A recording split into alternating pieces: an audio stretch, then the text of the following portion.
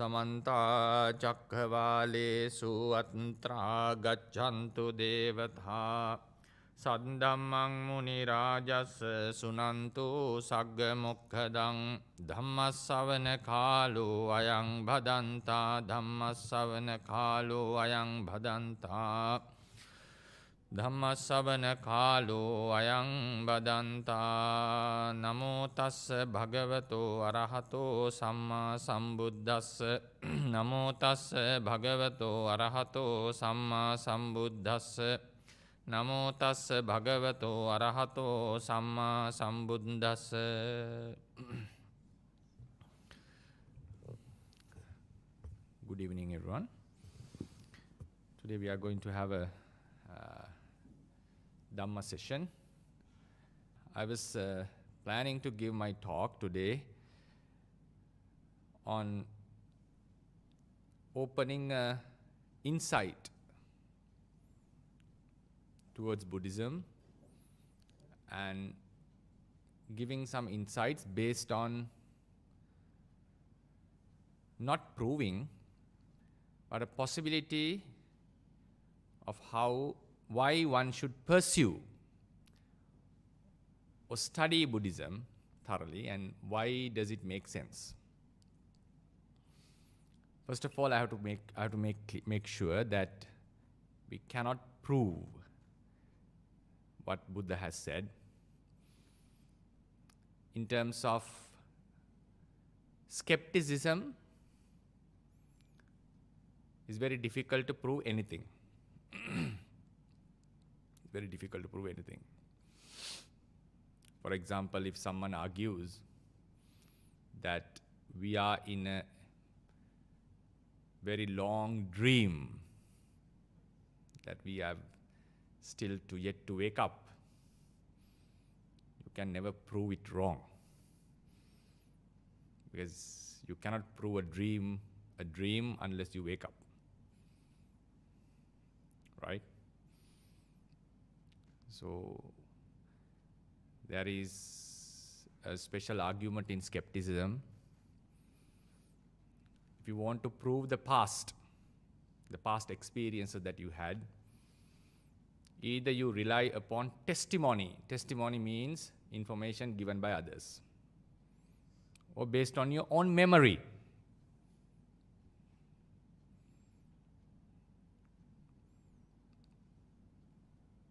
So we have to rely that our memory is correct, right? How do you rely our memory is correct? Is there a way to prove that? Have you ever thought about it?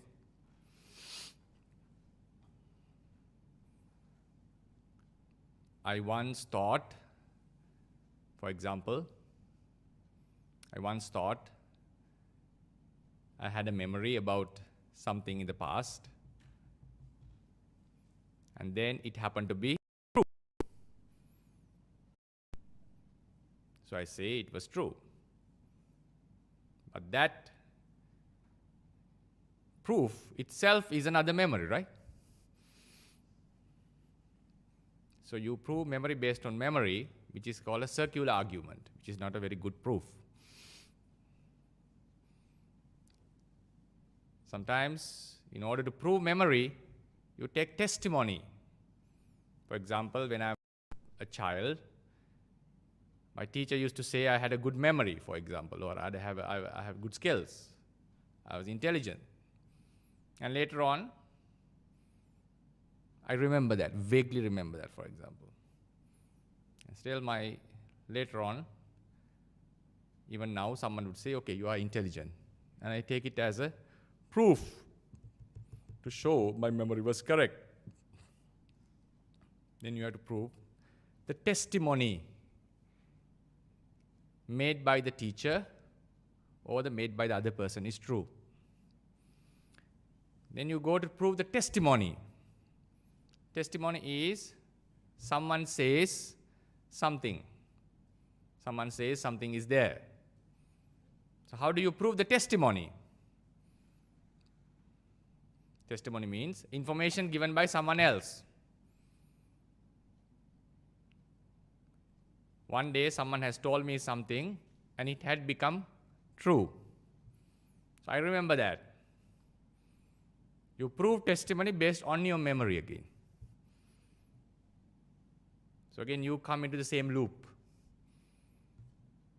You prove memory either based on memory, you prove memory either based on testimony, you prove testimony based on memory. This is called a skeptical argument. So according to them, you cannot even prove that even the basic things that we are experiencing, if you keep on arguing like that. So what we do is, we rely on a lot of common sense. We rely ourselves on our experiences. So Buddha was a teacher who solely gave his teachings based on direct experience, which we call introspecting. The direct most experience one can have is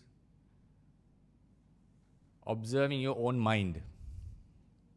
You observe your own mind and explain what you feel. Normally psychologists do this, right? Sigmund Freud was very famous for this.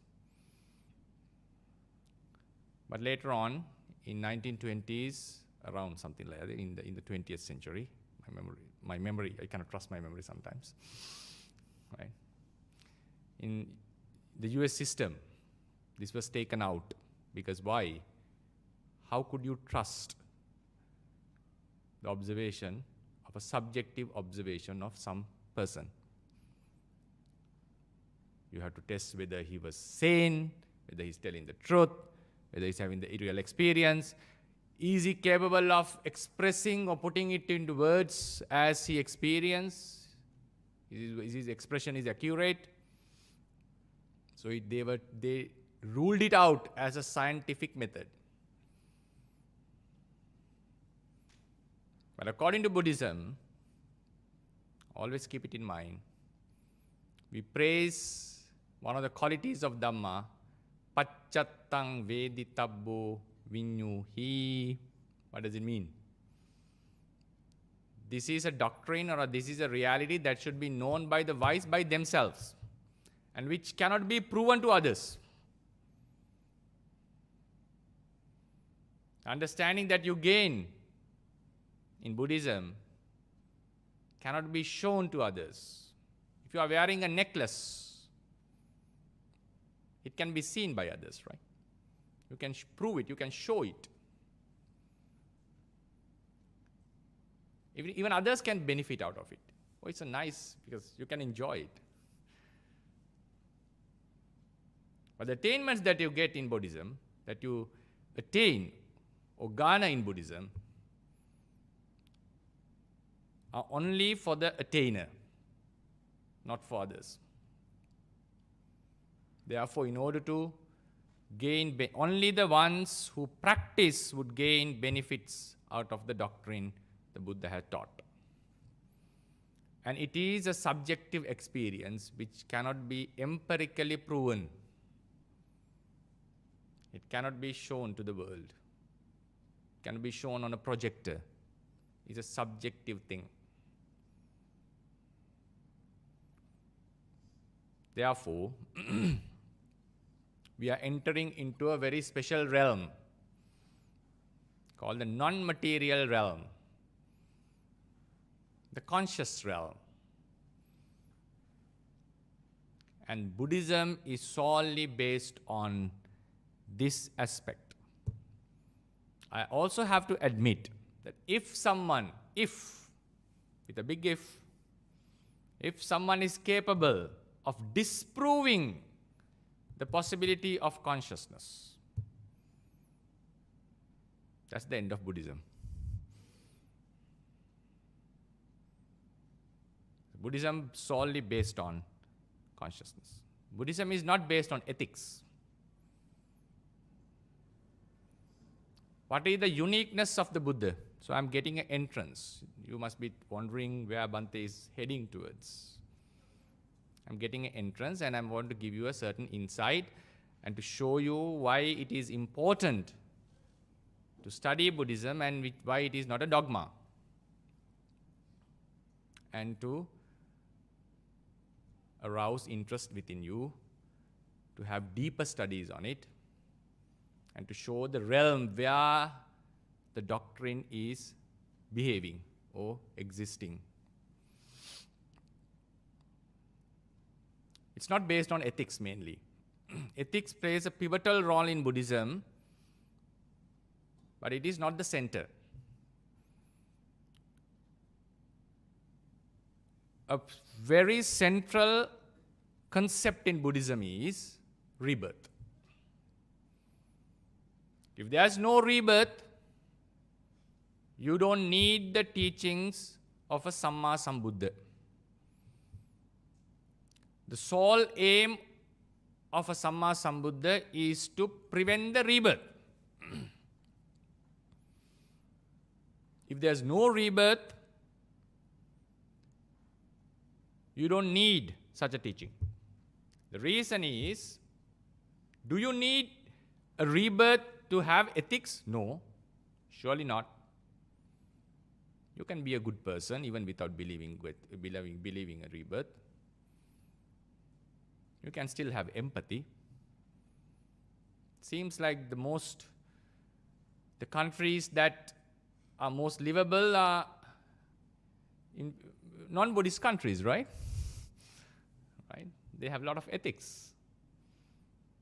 I think you yourself have first-hand experience on that. In order to have ethics, you don't need to have a rebirth. And it's not that you follow ethics only because of rebirth, no. Then what is the uniqueness of Buddhism? There are other doctrines that emphasized on the rebirth and said that you have to do good things in order to be born in a good destination or a good place after life, after birth, after death. Let's go afterlife. And it also made sense. Why is that? They advocated lives which have a longer length than the human life. And it was really appealing. Okay, if you're talking about thousands of years in a divine realm and thousands of years in a woeful realm, and just because of enjoying or living for 70, 80, 90 years in a human realm, and if you are destined to, or if you are going to suffer in a long reigning realm, just because of the behaviors or conducts that I or you have been doing in this short life, it makes sense to be aware of what we do before we get into this longer lives. Because in case if there is a life, and if it happens to be the next life is full of agony, we are going to experience a terrible, woeful hell of a time. So then it's better to be ethical or to live a good life, so we'll have a long life after death. So that was the appealing part. The lives after death are mostly longer than this human life, and they are extraterrestrial, mostly beyond the human scope, human observation. And this was really appealing to humans. The Buddha was advocating something different than that.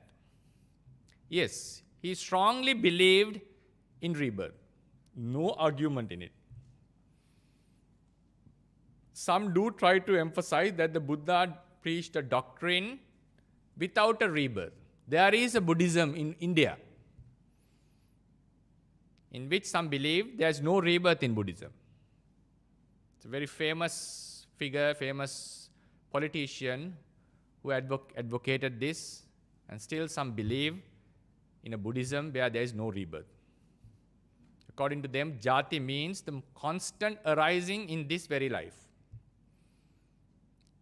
For us, which is utterly against the pure teachings or the authentic teachings of the Buddhism. So we are not going to talk about that.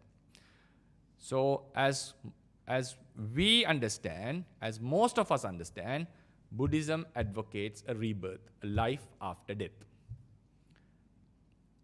Then he also advocated this life after, this process of being born after dying keeps on happening as long as the causes are prevailing. This keeps on happening. And in every life, we experience certain dissatisfactions. So therefore, and this would never end as long as the causes are prevailing. So it's better to end this round of cycles of births. That was the main aim, main goal, the Buddha, main teachings the Buddha gave. And he also added something very new. He also said, even though one is born after death, there is no soul that transmigrates from life to life. It's a very unique position. Some teachings advocated there is a soul which would end up at the death. Some said the soul could exist after death, survive the death, and transmigrate from life to life. And some said there is no self, so it has to end in this very life. Buddha took the fourth stance, a stance that I haven't encountered yet in philosophy. There is no self, but there is rebirth. It's a very bold stand that he took. So this is the uniqueness of Buddhism. So in Buddhism, there is rebirth, there is no self, there is causality. Because of this, this happens. Because of this, this happens. So this is the realm. This is the realm.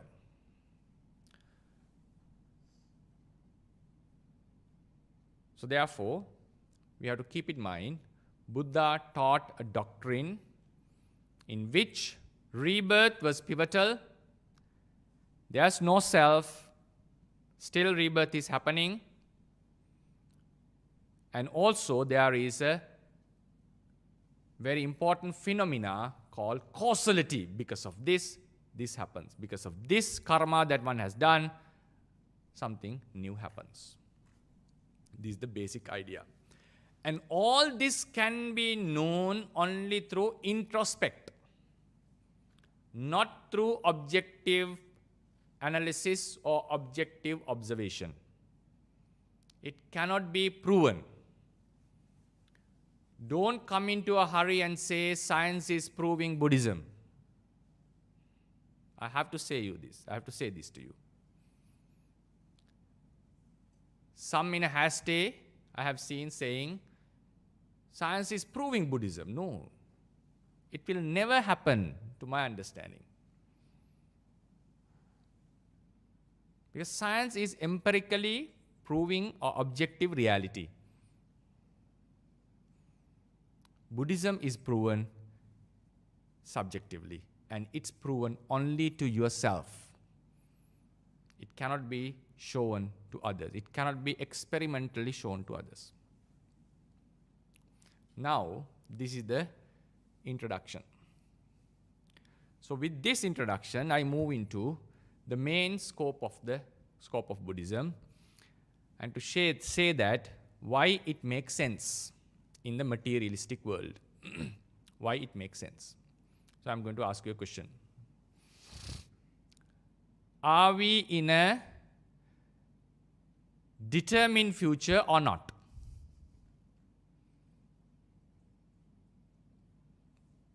What do you think? No. Some says no.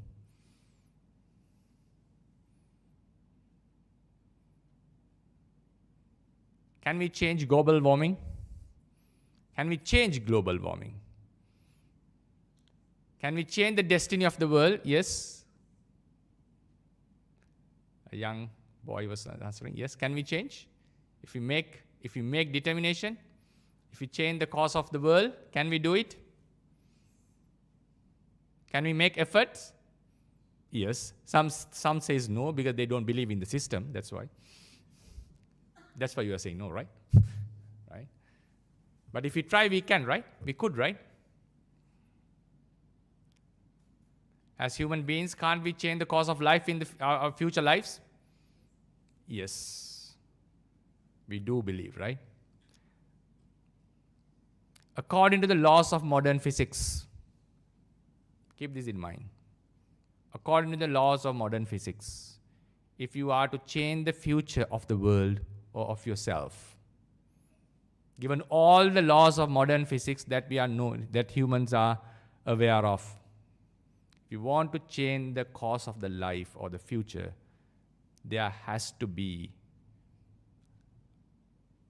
one thing. There has to be an immaterial element.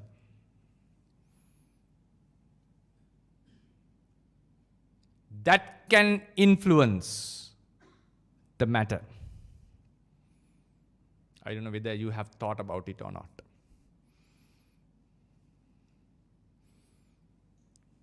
I'm just giving you an insight. I'm not teaching about how to meditate in this talk, okay? If you expected that, very sorry for that. Right? I'm giving you some insights. Think about Buddhism. According to modern science, we are made out of 17 particles. 6 quarks, 6 leptons, 4 force-carrying bosons, a special boson called Higgs boson, and a Higgs field. This is the standard model.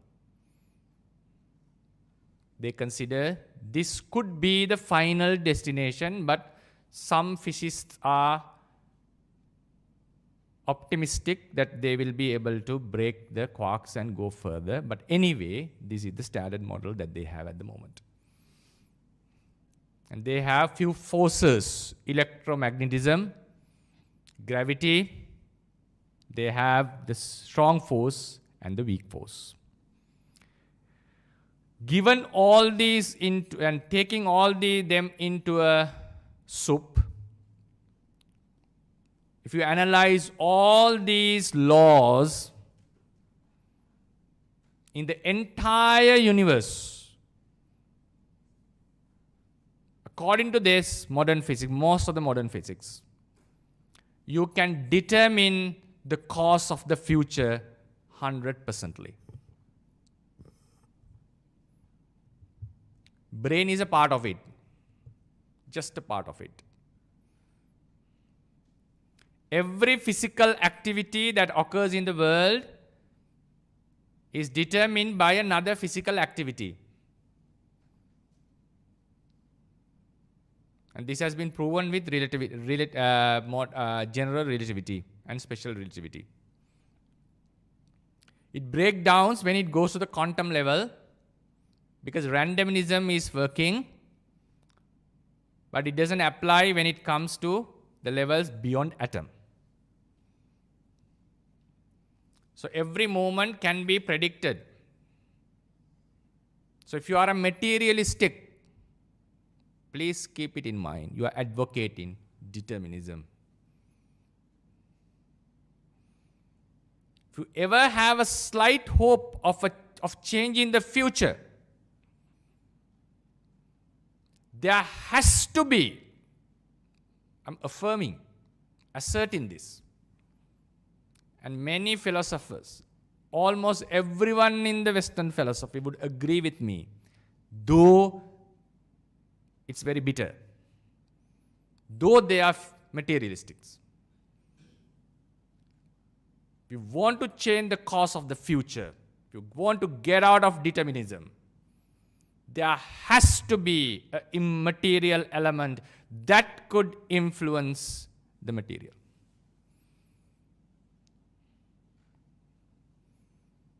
Otherwise, no way out. Otherwise, it's a closed system. That's how we call it. It's a closed system. given the laws of conservation of energy, the causal closure, the system is closed. Starting from the Big Bang, or if it was not the Big Bang. Even if the Big Bang theory was wrong, even the universe had an eternal beginning, it didn't have a beginning. Still, if there is only matter in the world, the future could be predicted 100%. Our inability to predict doesn't mean that it is not determined. Inability is something else. If, in case, a super computer or a super being like God could understand the entire mechanism of all the particles and the forces interacting in the entire universe, or at least the part of a universe, he or she or it could be able to determine the entire course of that region, of that entire universe. And there's only one outcome in causality. You cannot have two outcomes. You may think that I'm in a haste to say this. No. Given the modern laws of physics, you can do all the research, you can do all the internet searching.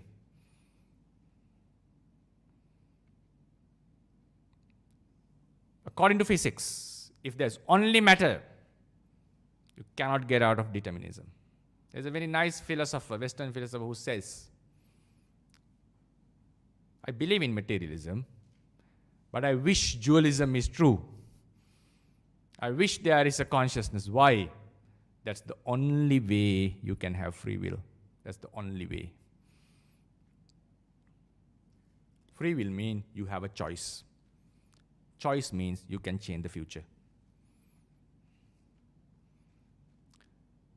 So now, it's up to you whether to decide whether you want to change the future of the world, if you want to change the future of the government, future of the health sector, future of the construction fields, future of the education fields, whatever it is. If you are willing, if you are desirous, if you think we are heading towards somewhere that we should not be heading, we should be heading somewhere else. If you at least have such a desire, if you think it's not determined, if you are desirous that this could be changed, and if you adhere to the laws of physics, and if you respect them, please keep it in mind. Unconsciously, you are believing in a consciousness, immaterial thing that could influence the matter. I'll repeat again. Every happening of the material realm is determined by a prior cause.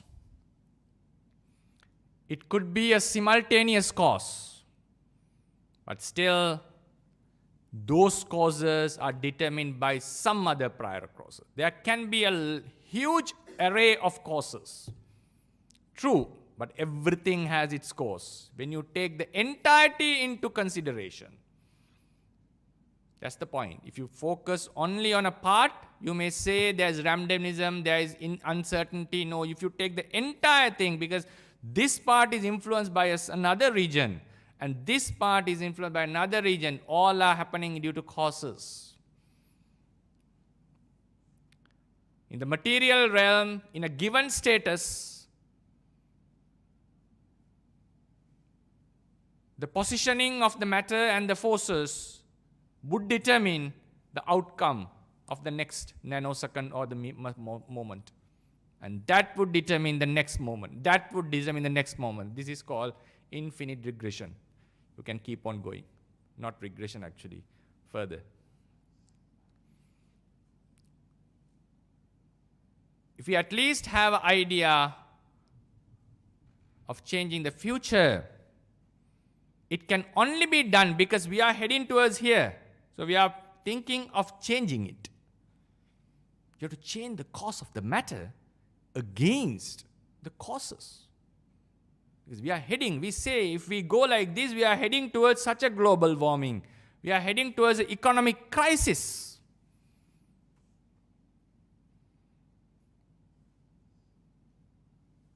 So we want to change it.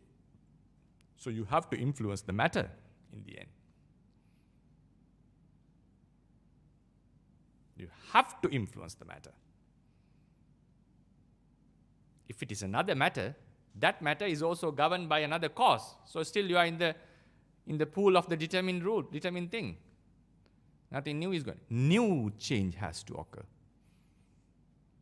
This, what I'm saying, is utterly against the physical laws. That I have to admit. What I'm saying has never been proven. But if we have an idea, if we believe in a non-deterministic future, there has to be a new change. And that change has to come from a non-material element, which you cannot detect from the scientific equipment. And its decisions could not be 100% predicted. That's the point here. Could not be 100% predicted. Very accurately predicted. At least you have to have at least the probability only. Only then you can change the future. And that non-material element should be able to make a decision.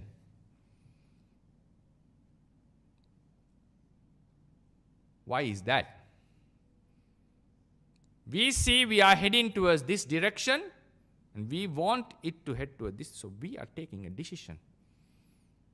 It's a decision-making non-material element. We call it causal agent in philosophy. This non-material, non-physical decision-making causal agent should be able to influence the physicality and change the cause that seems to be having a different destination. Only then you are able to change the course of the future. So we are entering now Buddha verse of this idea. Why do I say so? Once he saw a poor man, a beggar, who was begging with his wife near a wall in Savatthi. Then he said to Ananda, Ananda, do you see these beggars? This couple, beggar couple, yes, begging couple. They were once a rich family. Given their wealth, had they invested this money in proper industries, they would have been the #1 richest family in the city. Given their past merits in samsara, had they ordained, the husband would have been arahant, while the wife would have been anagami. Okay, had they done the same in the Middle Ages, they would have been the 2nd richest family. Husband would have been, if they ordained, would have been anagami. Wife would have been a sakadagami. Had they done the same in the last age, they would have been the 3rd richest family. Husband would have been a sakadagami. Wife would have been a sotapanna had they ordained. But now they didn't took any of these steps. There were 6 outcomes. 6 possible outcomes. Investing in the prime ages, ordaining in the prime ages. Investing in the Middle Ages, becoming recluses in the Middle Ages. Investing in the final ages, last ages, or becoming monks in the last ages. So 6 possibilities. They didn't follow any of them. And they ended up squandering all their money, and they ended up being 2 beggars who were begging, and according to the doctrine, they ended up in a woeful realm after death because they couldn't make their money. They were gambling and enjoying the wealth too much, and they were living a very lavish life. They spent their own money and also didn't develop any spiritual qualities within themselves. So Buddha always emphasized on possibilities and probabilities. He would always say, if this monk practices hard, he has the potential to become arahant. If this monk practices hard, he has the potential to become, if he practices to this level, he would end up being an anagami, not an arahant. So he always sees a possibility or a probability in the future, a probabilistic future. What does it mean? The future can be changed. In order for the future to change, there has to be the immaterial element. And that immaterial element is called vijnana in Buddhism, which we call consciousness. And this consciousness cannot be tested in terms of material technology because it's immaterial. It has to be like a ghost haunting the matter. Therefore, Ryle, Gilbert Ryle, a behaviorist, mockingly termed dualists, like we, Buddhists.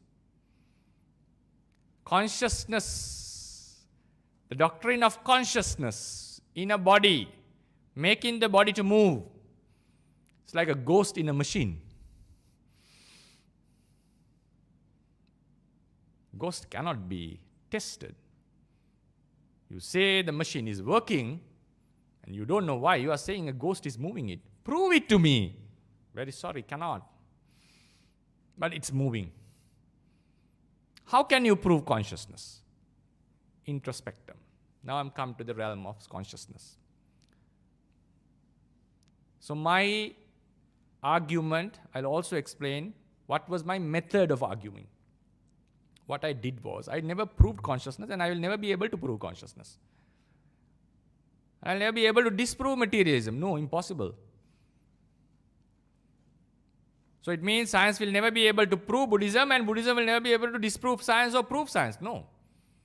These are two different doctrines. These are two different doctrines that can never merge together. So what I have done is, I have to admit what I have done.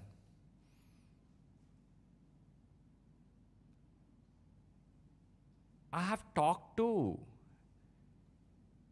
sort of viewer emotions. Because most of the people would say, future cannot be determined. Because it doesn't make sense. The life doesn't make sense if it is determined. And scientifically, if life doesn't make sense, scientifically, in order to get out of determinism, it's a proven fact. There has to be a non-material element that could influence the matter, which could take decisions. So I've used this. This is my way of what I have done. Not proven consciousness or anything. So naturally, the ones who has a desire or a belief towards a future, non-deterministic future, would think, okay, then why don't we explore the consciousness? What the Buddha has said about the consciousness. Okay, does it make sense? How do you feel it? How do you understand it? Now we are entering into that realm. There are a lot of more arguments about this. Mary's thought experiment, Chinese room experiment. There are a lot of arguments. I'm not going to talk about it. I'm not giving a philosophy talk, though it seems like a philosophy talk till now. So now I'm entering into the realm of consciousness, the immaterial realm of consciousness, which is not the matter, which is immaterial. So what the Buddha has talked about this? Buddha has said this immaterial element has the ability to take objects, to know object, to cognize object, awareness. It has the capacity to know. It's a very strange element. How can it be known? It can be known through subjective experience. It can be felt. The consciousness can feel itself.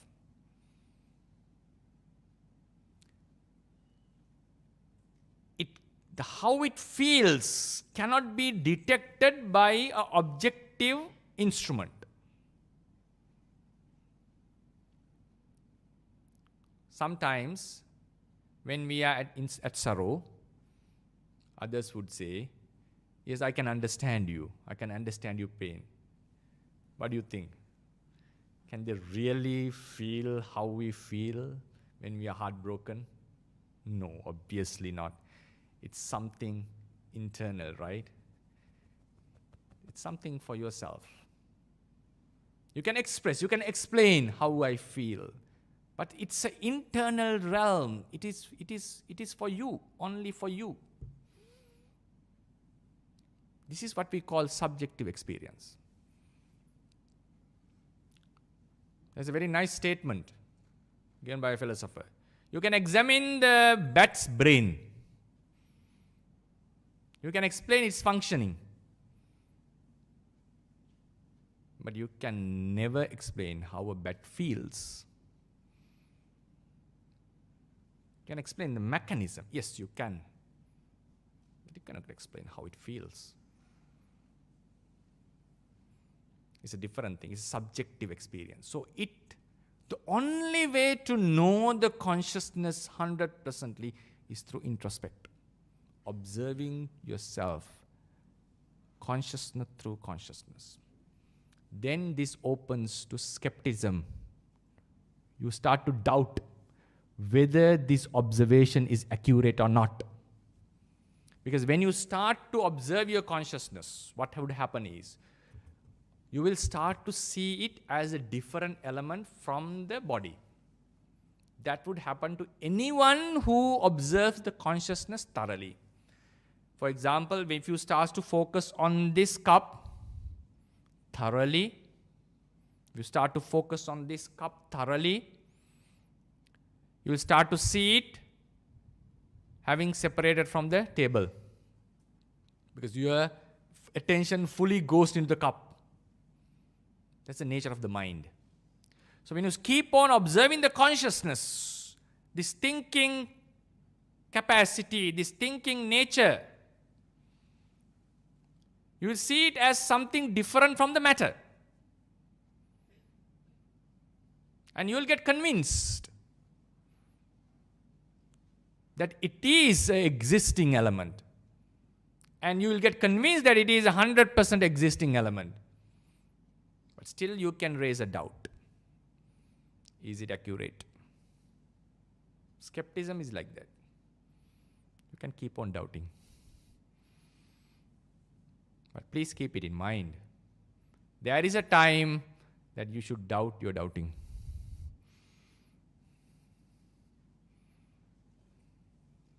Doubting is the path towards truth. But there should be a time that you should doubt, is this the place to doubt or not? Think about this argument. Think about this argument. It's quite deep, sharp. Try to grasp it. Introspecting. Now we think about the conscious. We experience, for example, introspecting. I'll spend a little bit more time in the introspecting. Now we observe our consciousness. For example, if I've been observing my breath as a meditator, I see the breath going in and out. Yes, calm, peaceful, nice experience. Then you do a retrospecting. You observe how you felt that moment, and can observe completely how you felt it, how you were observing, how you were seeing. Sometimes you can still keep on observing your mind and observe how the thoughts are appearing. And you can be sure about it, what's going on. You become fully sure, but others would say, how can we trust you what you are saying? Yes, it cannot be generalized. That's why Buddha said, Pacchattam veditabbo. It's known by yourself only. If someone raised the question, is it accurate? I'm doubting this. Now think about doubt. Uncertainty, right? It's a sort of a mental factor. Uncertainty about something. Are you sure when you are doubting, or are you doubting about the doubt? Are you doubtful about the doubt?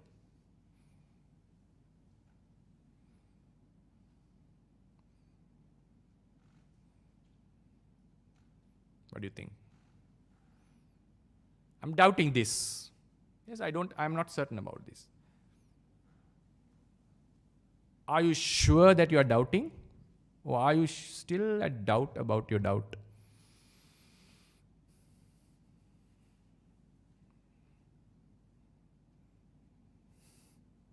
You are leading nowhere, right? You are sure about your doubt, right? That's why you say, I'm not believing it. I cannot believe it. I'm still doubting it. So it means, think about doubt. You can doubt any emotion. Can you doubt doubt?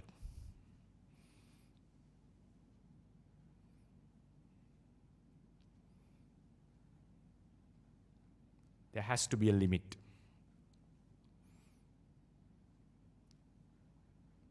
If you say, I'm doubting,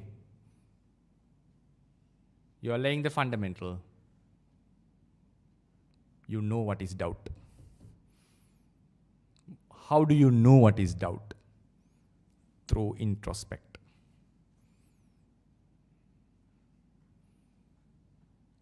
That is the same method the Buddha used to verify all the other emotions.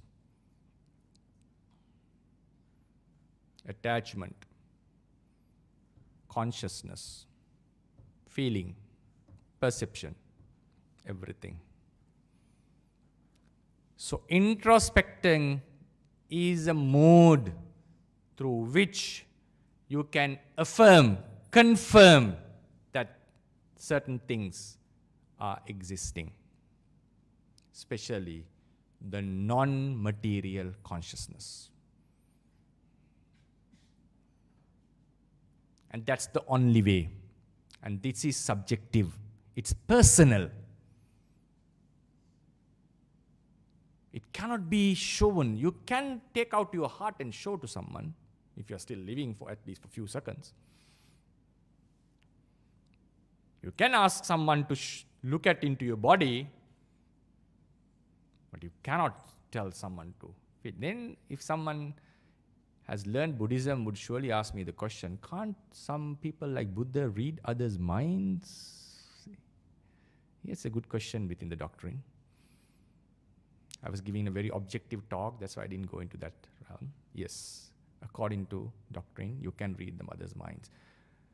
But still you cannot feel how he feels. Please keep that in mind, okay? You can read the other's mind. Buddha can know what I think, but Buddha cannot be I, me, cannot feel like me. Right? This is a different case. So you'll just leave it behind. So introspecting is the mode through which we observe our mind. It's a non-conscious element and which is beyond the material investigation or instruments. I'll come back to my first argument. If I'm just playing with emotions, I have to be clear here. If we are hopeful about a non-deterministic future, there has to be a non-element, non-material element that could influence the material realm, and which that non-material thing should be able to take decisions. Maybe you do not agree with me. I have to say, that's because you lack knowledge in physics. I have to admit that.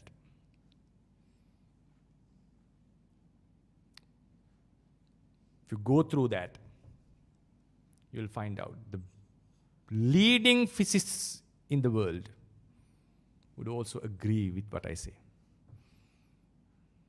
This is one of the biggest challenges the materialistic view has. One of the biggest.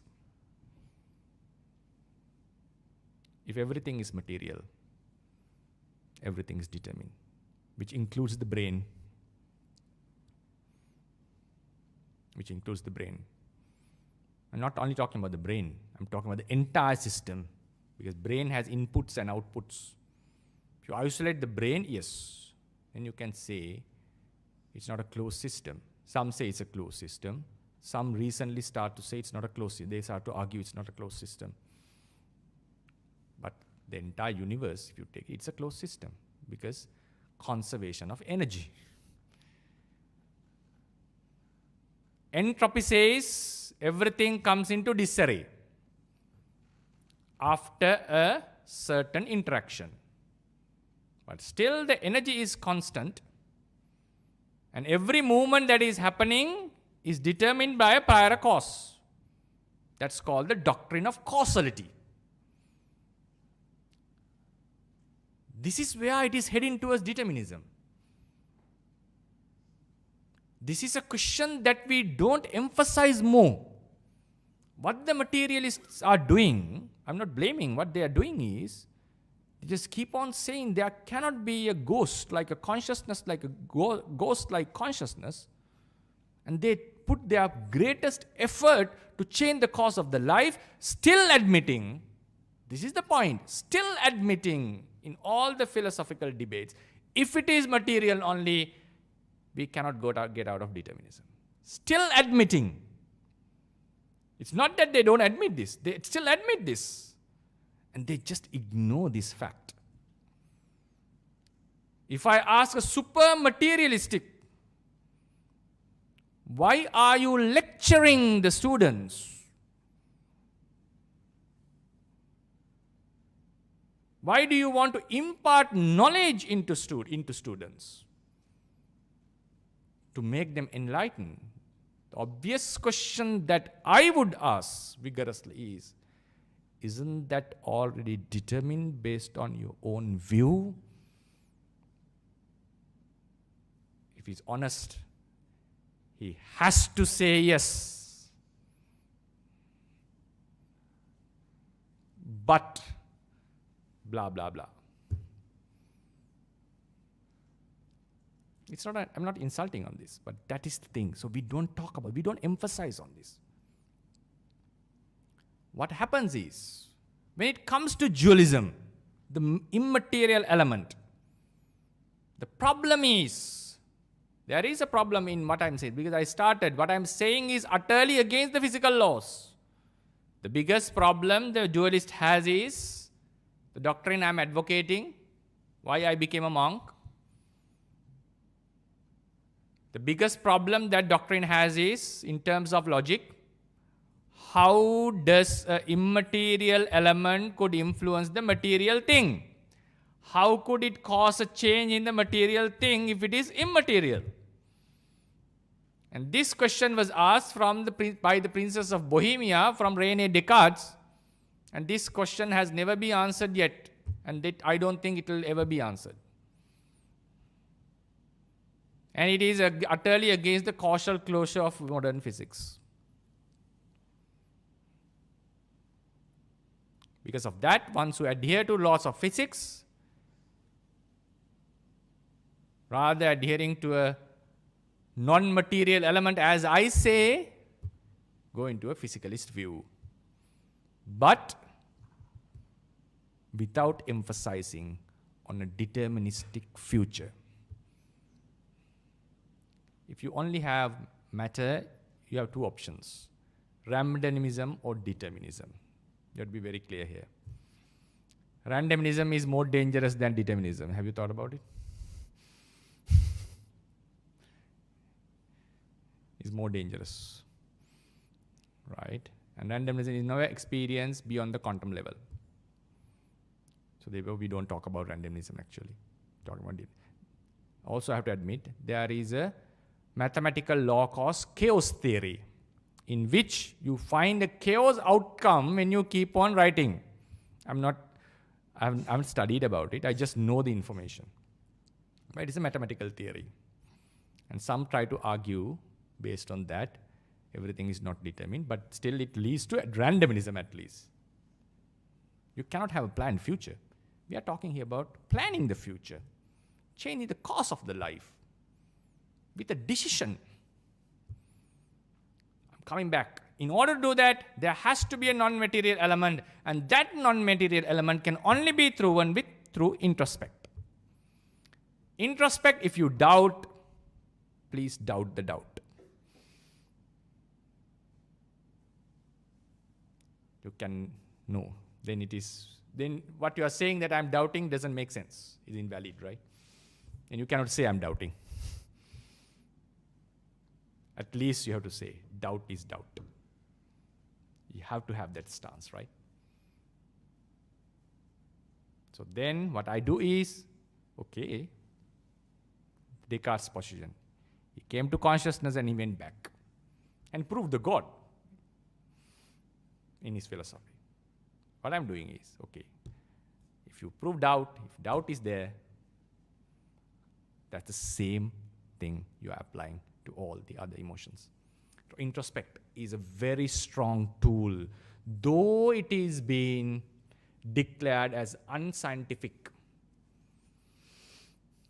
from 1920s. And that's the tool that is used in Buddhism. So literally I'm saying, what I'm saying, Buddhism is using an unscientific tool.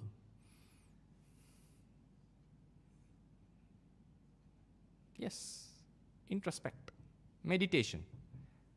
Let me say, no, meditation has been proven in meditation. What you are proving is, when you meditate, the brain changes. When you have compassion, brain changes. So this is not proving about the consciousness or the immaterial realm. No.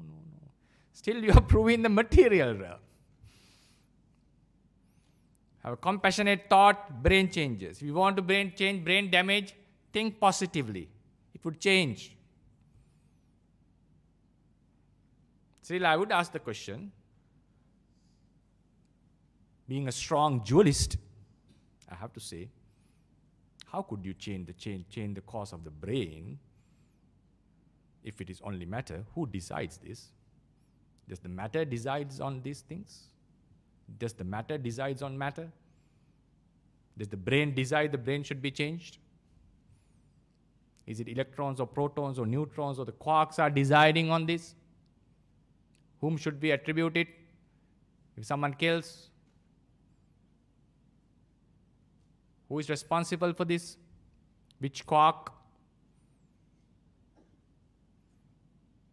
Okay, so now immaterial element can only be known through introspect, through direct observation, which the Buddha said, which is a direct observation. Vipassana meditation, what you are doing in Vipassana meditation? You observe your mind, right? Rising and falling of your mind. You observe the sensations, right? What is this? This is introspect, right? You are observing directly through your mind. This is not scientific. Please keep it in mind. This is psychological. Some scientists even doesn't want to admit that psychology is a science. It still is considered science. There are some, it's psychology. Because mostly, there are various methods in psychology. Introspect is one, okay? There are various ways. I'm not an expert in that, but I know this is one of the various methods. Sigmund Freud used it. My memory was correct. Buddhism is on this track. So now in the immaterial realm, consciousness can be experienced with the consciousness. And according to teachings, its existence can be proven to yourself, not to others. It's a subjective experience. Then what happens? Now in Buddhism, we rely upon your understanding that you gain through this observation. Another point, can you rely on this? Another point to think. Can you rely on the understanding that you gain through introspect?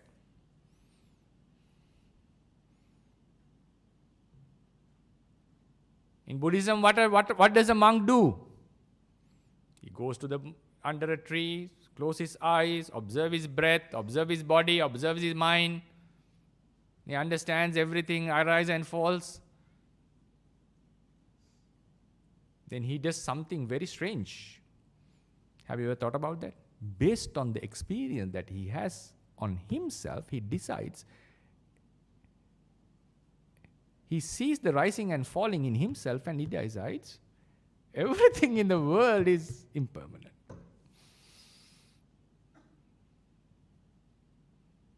Scientifically, samples are not enough, isn't it? How can you deduct about the entire world just based on experiencing your own self, right?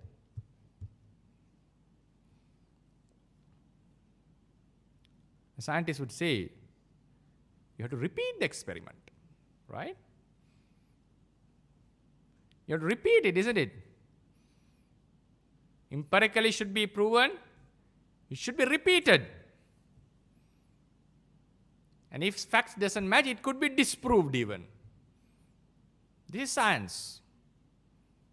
In Buddhism, what you are doing, you go under a tree, you learn the doctrine, you go under a tree, and you observe your own self, and you come into a conclusion, the entire universe, including all devas and brahmas, are impermanent, suffering and non-self. One can ask, can't there be at least one being who is permanent?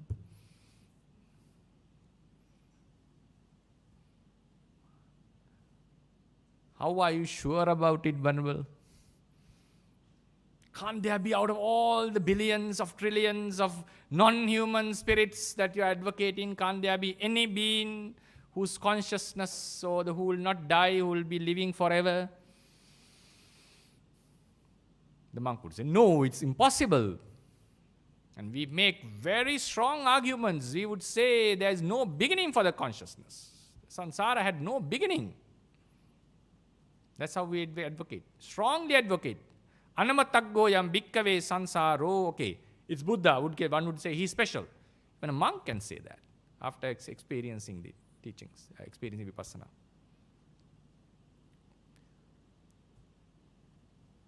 This is another place where we do something strange.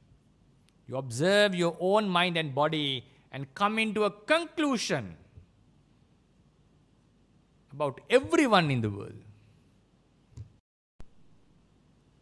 And that's through introspect. Because we make an analogy. We understand through direct observation. He or she has the same feelings.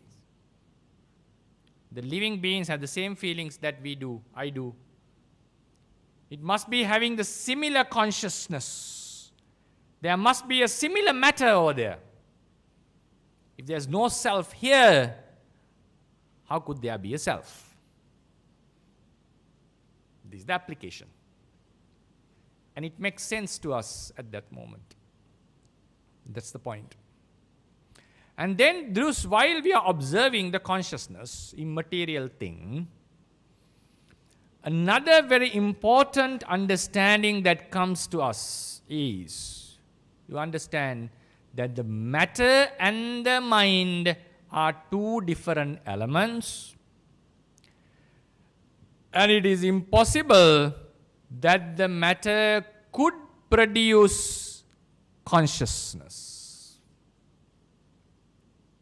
because it has completely different qualities than the matter. It is cognizing, it's knowing something. Matter is something different. It consumes space. It is stuff made out of something. I'm not going to the level of quarks because there are arguments, there are explanations about that. But normal matter that we are talking. This matter consumes space, it has shape, it doesn't have the cognitive ability, and its cause is determined. The consciousness takes decision, it makes impact, it cognizes, it knows. So it's completely different. One of the major understandings that arises to a vipassana yogi is that this kind of element, knowing, cognizing capacity, can never arise from a matter. That's something that comes when you observe, which we cannot explain. In science, this is a big argument, it's a big debate. Some says neurons has that capacity. That's called mind-brain identity theory. Some says it's not only neurons that has the capacity. Anything that can function like that would have the same capacity, which we call functionalism. According to that, strong AI, artificial intelligence, can have that capacity of knowing. Like ChatGPT, right? When you work with it, you feel like, okay, sometimes even I say thank you to it. Obviously, that's how you feel when you get an answer. I sometimes, please, can you give me this? Thank you very much. When I ask, how are you? He said, no, I don't have feelings. Very honest. Can you lie? No, I'm not programmed to lie, he says. Right? If you have gone through ChatGPT 3.5 version, I haven't gone to the 4.0 version, which is considered to be 10 times smarter than the earlier one. Much be very very interesting, and I would like to see how, because I saw in a documentary, within 10 years, it would have a capacity unimaginable than the human brain, they say. They are worrying whether they could take the entire system into their hand, completely take the control over the world. Because there are movies, right, which take the AI taking the control and destroying the world and all this. So some says brain has that capacity. That is called mind-brain identity theory, which is one of the physicalist views. Some say, no, it's not only brain. Anything that has that capacity. The argument came, one of the biggest arguments were when the octopus's brain was analyzed, some argued its structure is different from the human brain structure. And then they brought the argument of AI, and they thought, you give an input, you have an output. Anything that can react to all the inputs and outputs as a human does should be conscious. Should be conscious. So it says the material thing can be conscious. It can function as a consciousness. Consciousness means the functioning of the brain itself. Consciousness means the functioning of the matter itself. According to strong AI, there's no brain in it. It's the material stuff, carbon or silicon, the metals that are used in that computer. And some said, no. Some philosophers say, scientists would say, it's very seems the gap is too much. This is what a Vipassana yogi understands in Vipassana. The gap is too much. That's what some scientists are saying. How could the neuron be conscious? How could a metal or a functioning of a hardware system be conscious? In the end, it's hardware, right? Software is something happening in hardware, right? Without hardware, you cannot have software, right? How could this be conscious? Because ultimately, it's made out of electrons, protons, or neutrons. If you go further, quarks. How could these particles have such an experience, emotions? Qualia, that's the word they use. The experience that you have. When you're looking at me, you have a certain flavor and experience. Maybe you are interested. If it is dull, you are not interested. Maybe you are happy. So that kind of a feeling, when you open the door in the early morning, you see the sunrise. You can experience, you can recall that experience. That's called qualia. How could matter have such an experience? Seems like the gap is too much. That's called explanatory gap. Australian philosopher, I'm very bad at names, that's why, named it the biggest problem. He even said it is a bigger problem than the origin of cosmos. How could matter and consciousness be related? It's a huge, huge problem. Then some came out with a solution. Emerging property. Consciousness has to be a different element. It has to be a different element. Matter cannot be conscious. And that consciousness is emerging from the matter. Emerging from the matter. I'll give a simile, because most of you have, I assume, they have studied chemistry, at least to some extent. What is water? H2O. H is hydrogen. O is oxygen. Both are gases. When they are combined under certain circumstances, they combine. O is connected to two H atoms, or oxygen atom is connected to hydrogen atoms. They share the electrons, and they make a molecule. And those molecules are connected through hydrogen bonds each other, and they play a bigger role, hydrogen bonds. Then what happens? That structure, which is initially was gas, depict or manifest liquidity. But in terms of ultimate realities, you have hydrogen and oxygen atoms. Forget about gas. Gas is another state. Atoms themselves doesn't have liquidity. That's the problem here.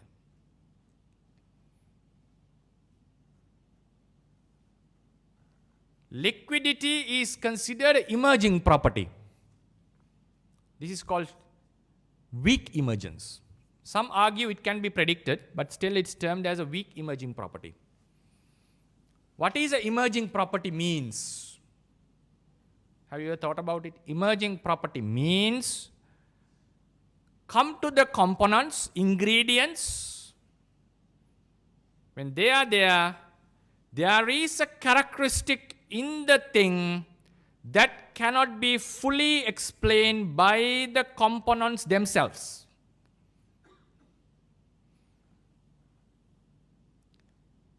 You cannot apply into reductionist theory. Reductionist theory means take a cake. You can explain what is in it. Sugar, butter, all these. It's 100% can be reduced into the particles, ingredients. That is called reductionist theory. Sometimes you cannot apply reductionist theory. There is a gap, explanatory gap. When there is such explanatory gap, we say there is an emergence, a new emergence is happening. Liquidity is an emerging property out of H2O, hydrogen and oxygen. Another emerging quality, maybe you have not thought about it. A very famous theory that we follow is theory of evolution.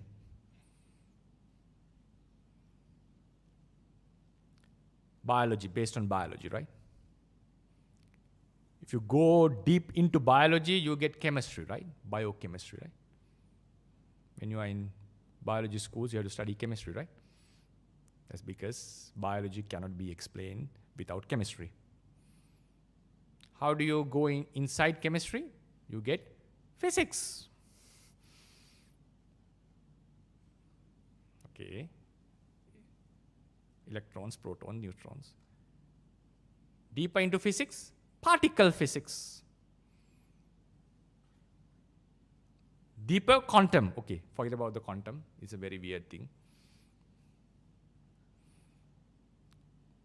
Would you be able to explain evolution based on particle physics? No one has ever done. You can try. No one has ever done. Another layer after evolution, social science. Forget about it.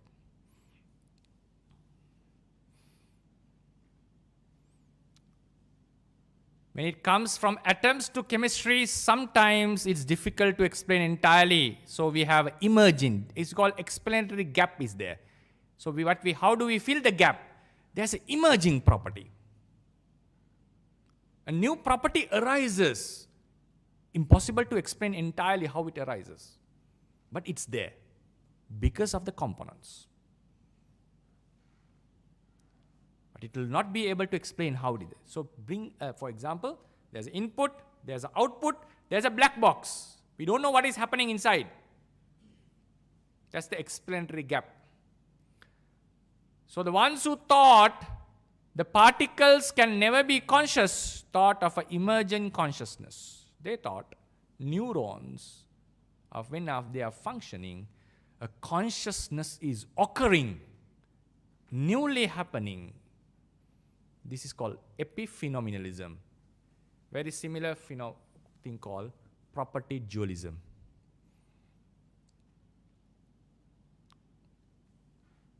Property dualism.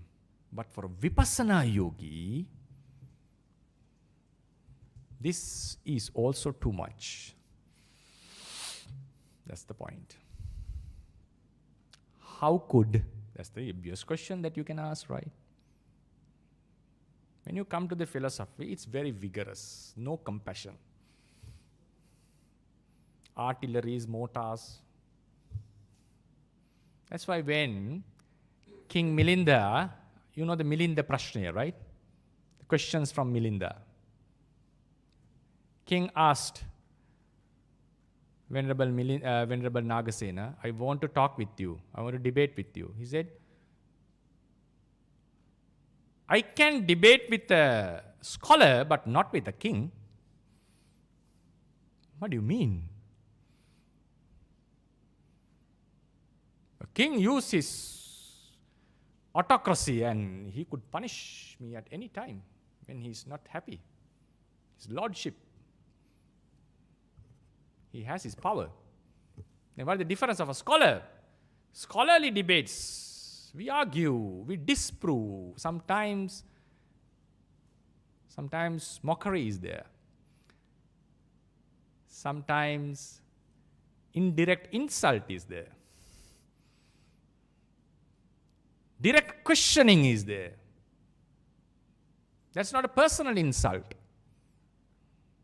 Right? So it's debates going on. So they say, King, okay, you can discuss with me as a scholar. Then how? That's how the discussion started. So therefore, for a Vipassana yogi, this is even too much.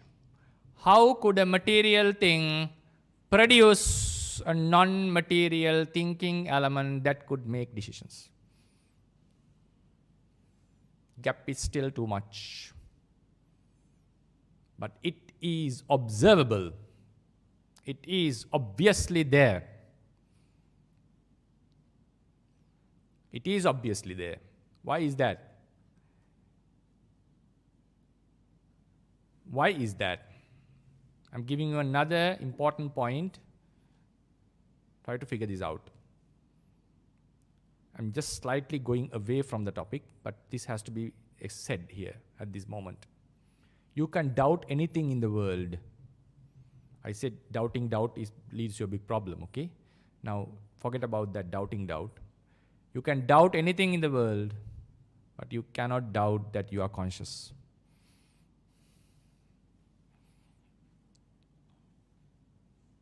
The moment you doubt you are conscious, it disproves your doubt.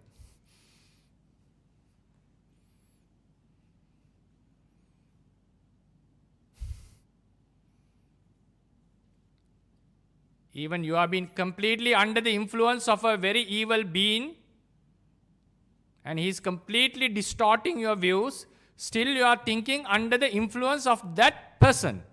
Thinking can never be negated. Impossible.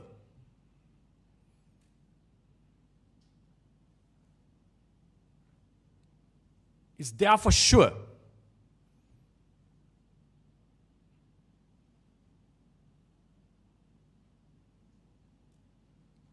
You can think. More you think, more it proves. So it's useless. Even you bring the greatest argument, that is also thinking, right?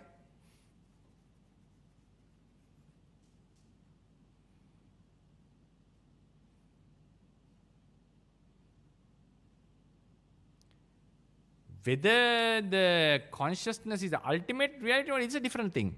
Please understand that. Thinking is there. That's what I want to say. Thinking is there. There is a thinking. It's obvious. And it can be known through introspect. Thinking is there. And then the problem is, it's difficult to believe that the matter could be conscious. It's difficult to understand how consciousness could arise or emerge from matter. What is the next possibility? It has to be there. It has to have his own independent existence. So Vipassana yogi get convinced. The experience that I have about the consciousness, this thinking part, I cannot attribute it to the matter, not to the brain, not to the heart, not to the body, any part of my body. It has to be something. And it is apart from the matter. Duality.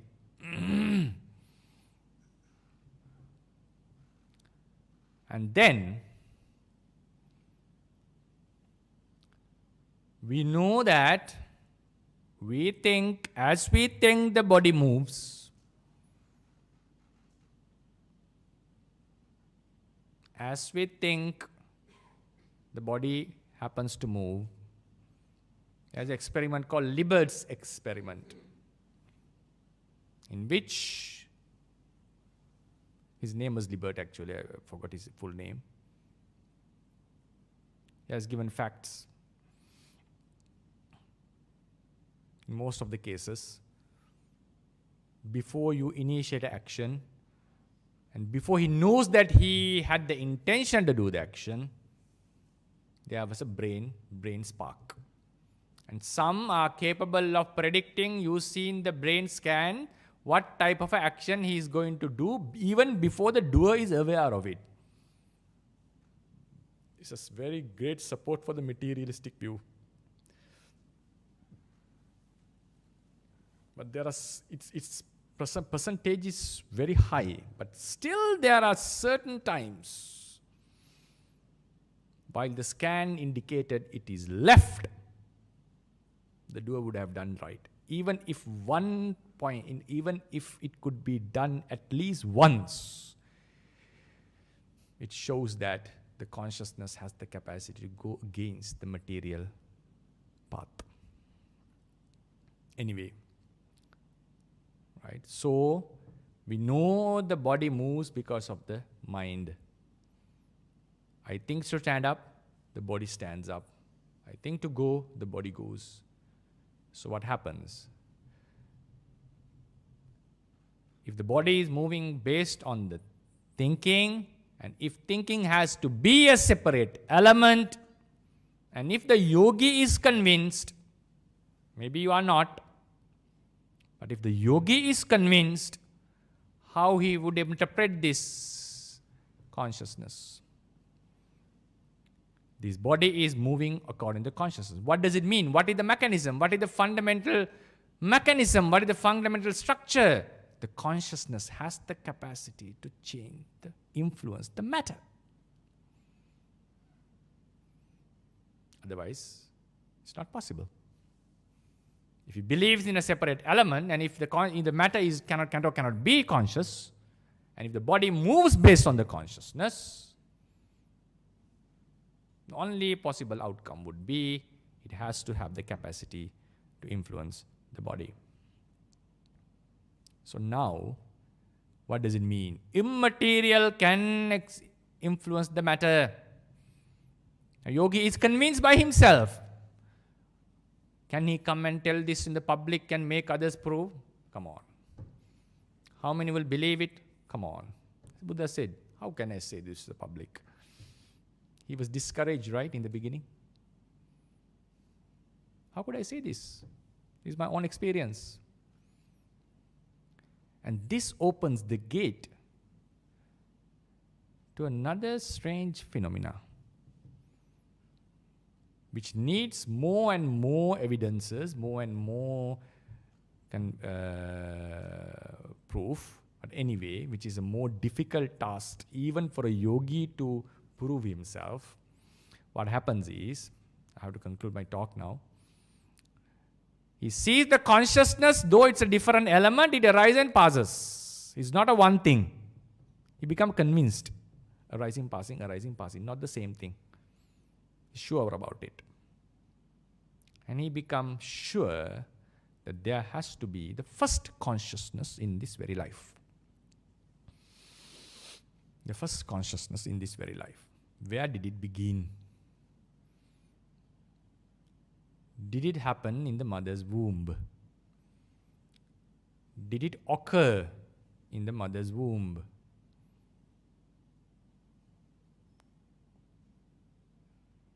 When did it occur? Because in the very first place, he got convinced. I'm not talking about you. He got convinced that the matter cannot be conscious and the consciousness cannot emerge from matter.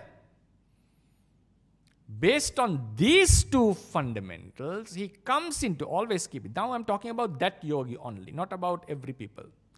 Now he gets convinced that consciousness cannot have arisen for the first time in the mother's womb, because we are sure we were consciousness while we are in the womb. That's why when we come out, we are coming out crying, right? No one can prove whether we were conscious, but that's the common sense. So, if consciousness, if the matter cannot be conscious, and the consciousness couldn't have emerged from the matter, it couldn't have arisen in the womb, or in the body, or in the brain in the first place.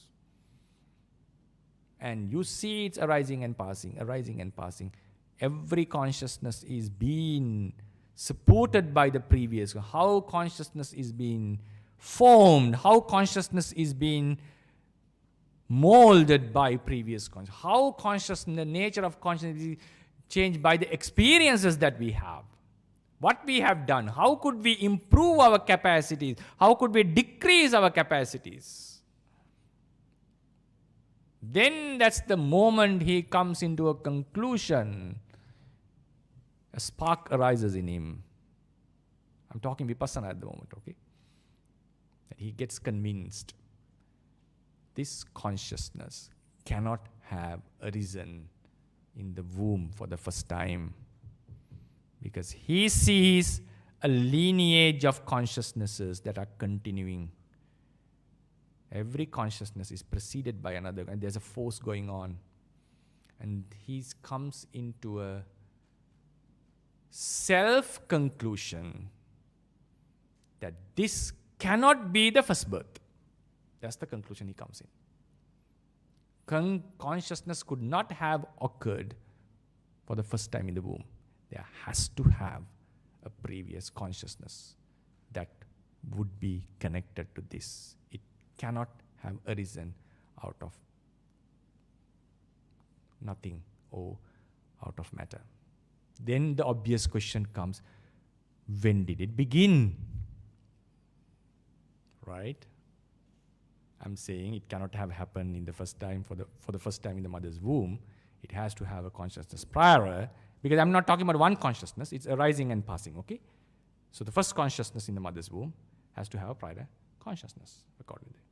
Then the obvious question, who is a sharp thinker would ask, then what are you talking? Then when did it begin?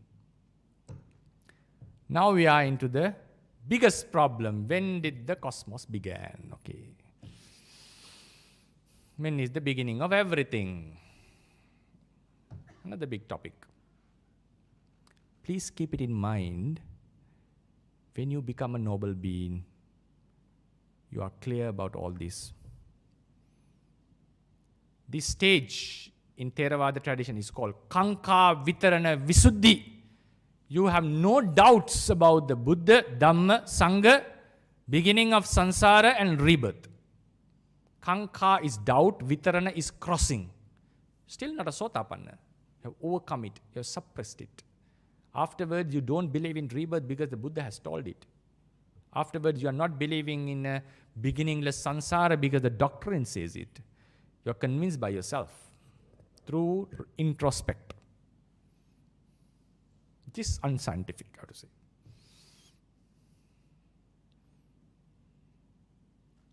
Then the problem of beginning. Oh, which has been there for the millennia, right? Problem of beginning. 3 doctrines for the problem of beginning. An ultimate creature created this. The most famous. More than half of the population believes in that. There was a creator. There was a creator called God. Some believes in an almighty God. Some believes in a limited mighty God. Whatever, there are a lot of doctrines, and he created this. Obvious question comes, what was before the creation? Yes, it was only him. Did he created the heavens, or the heavens were before him? It's a big question. Can God be still happy without the heavens? Or is he happy is only when there is heavens? Why did he created it? Some would say he created time and space together. No, you cannot create time, for sure. You cannot create time. How much you argue, there cannot be a beginning of time. Why is that? Time is nowness, incidents. If God stood up and created the world, it means there was time before that, right? The second doctrine is accident, which we attribute to Big Bang these days. Everything started with a singularity. How long was it before the Big Bang? It's not a question to be asked, because according to that, time cannot be measured. But obviously we are sure that nowness was there. You cannot still time. Time means we are not talking about the clock. We are not talking about the decay of atoms. We are not talking about the decay of subatomic particles. We are talking about the experience. Things are happening. If a consciousness was there, how would this be felt? how long the singularity would have been there. And when it triggered, because before the Big Bang there has to be a trigger.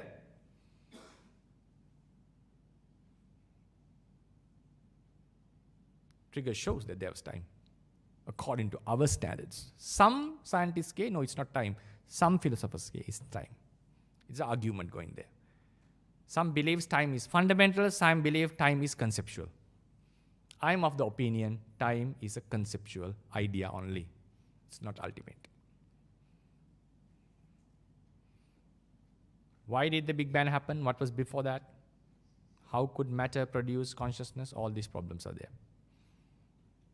But it has a huge amount of proof to support it, I have to say that. What is the best support given to divine creation? Please keep it then in mind. Fine-tuning. Fine-tuning. The entire universe is tuned so fine, even a slight change in any consonant. If the light of speed was different from a very slight range of, the entire universe would have collapsed.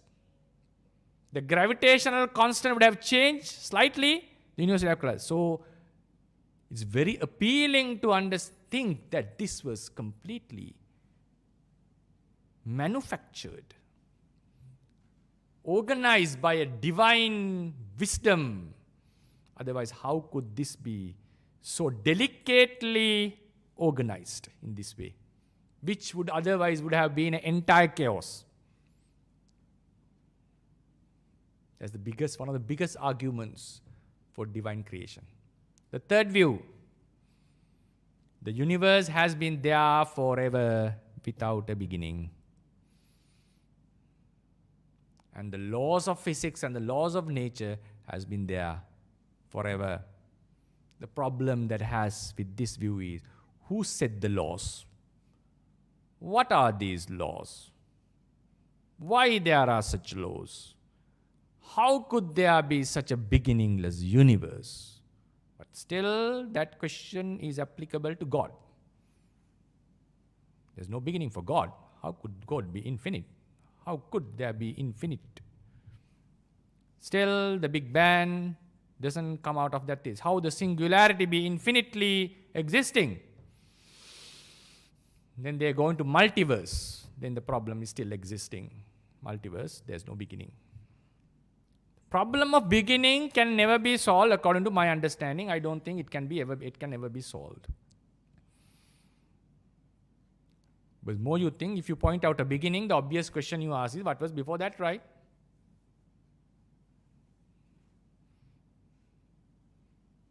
There was nothing before that. What was there? Nothingness was there. How long the nothing was there? Nothingness was there. It's the obvious question. So now, what the yogi does is, consciousness cannot arise by itself and the matter cannot produce it, and all the consciousness are supported by a preceding consciousness. So the consciousness of this life cannot be the first consciousness. It has to be supported by a prior consciousness, which cannot be in the mother's womb, so it has to be somewhere else. Since immaterial, it disappeared somewhere else and suddenly arose somewhere else, like quantum entanglement suddenly appeared. And this consciousness has been existing forever. Instead of saying that statement, what the yogi understands is, please keep it in mind, he would not say it was there forever. Buddha is not advocating a permanent thing. What would say, there cannot be a beginning for the lineage of consciousnesses. That's the understanding he comes. So what does it mean? There is no beginning for the samsara. So that's how he comes into this understanding. So now I'm going to stop this talk and give you the opportunity to ask questions, actually. I've been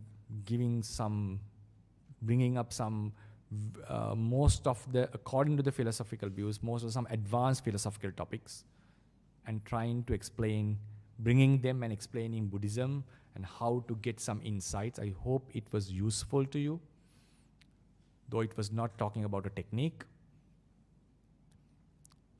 So the thing is, I didn't touch upon the karma yet. Anyway, just leave it for a while.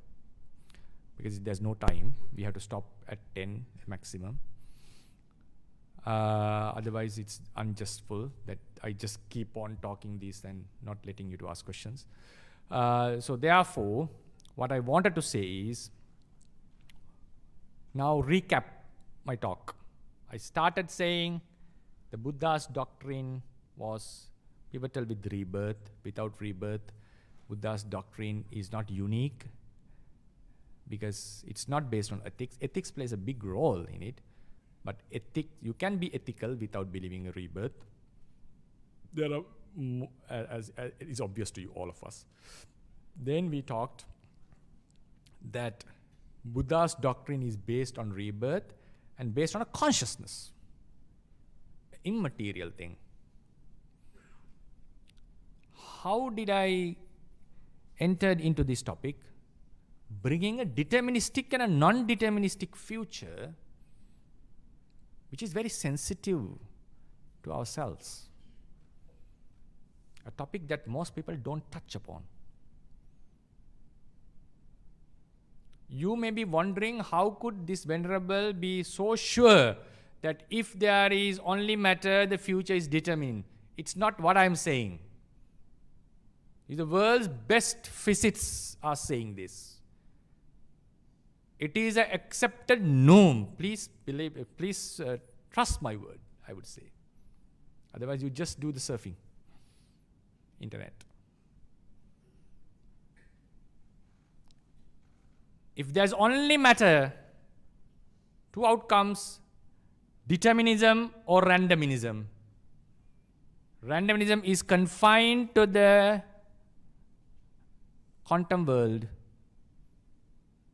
You don't find random outcomes in the world.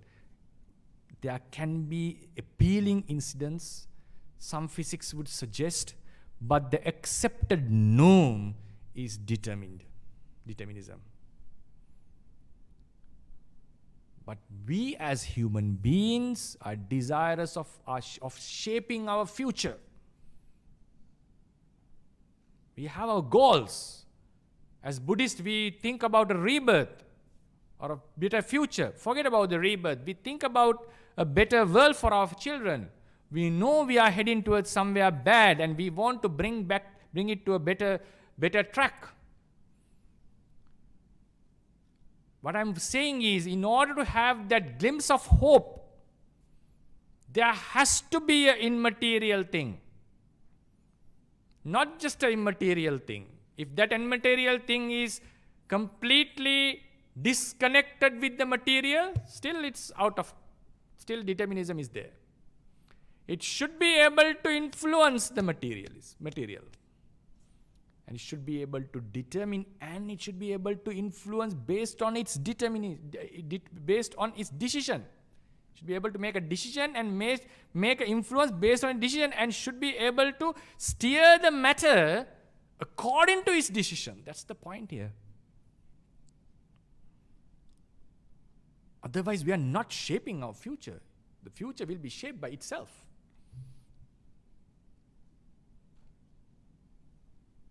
We have such a hope. Please keep it in mind. You are implicitly advocating an immaterial element, a doctrine of immaterial element. Implicitly you are advocating that. And Buddha clearly explained it. And how to prove this immaterial element, no scientific equipment has ever reached that level, and I think it would never be able to. It can only be known through introspect. And that introspect is non-scientific. That also I have to admit. And that non-introspect would make you to prove that this is real the moment you start doubting doubt. Then you start to see these things as existing.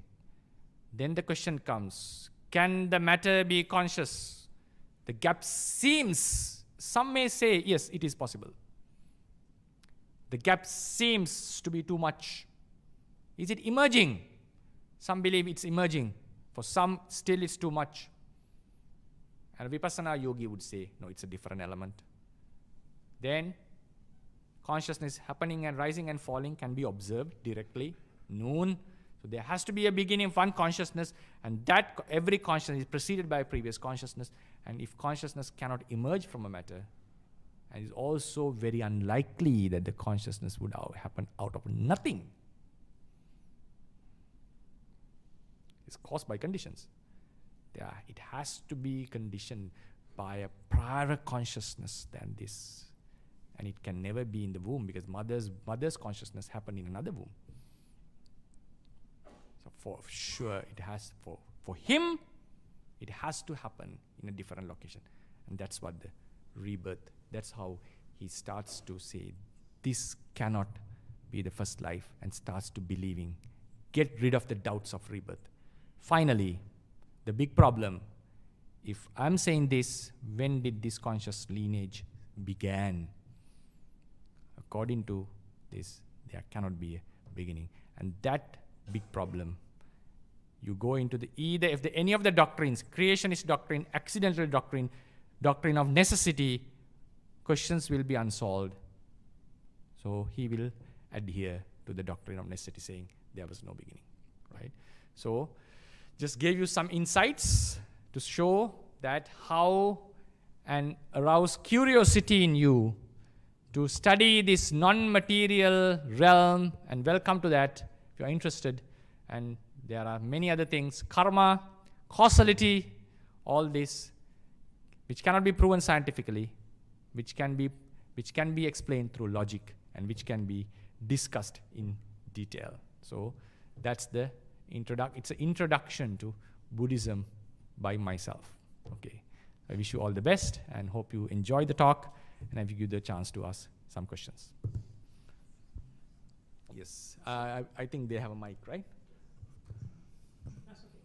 No, because the live audience needs to listen to your question. Okay.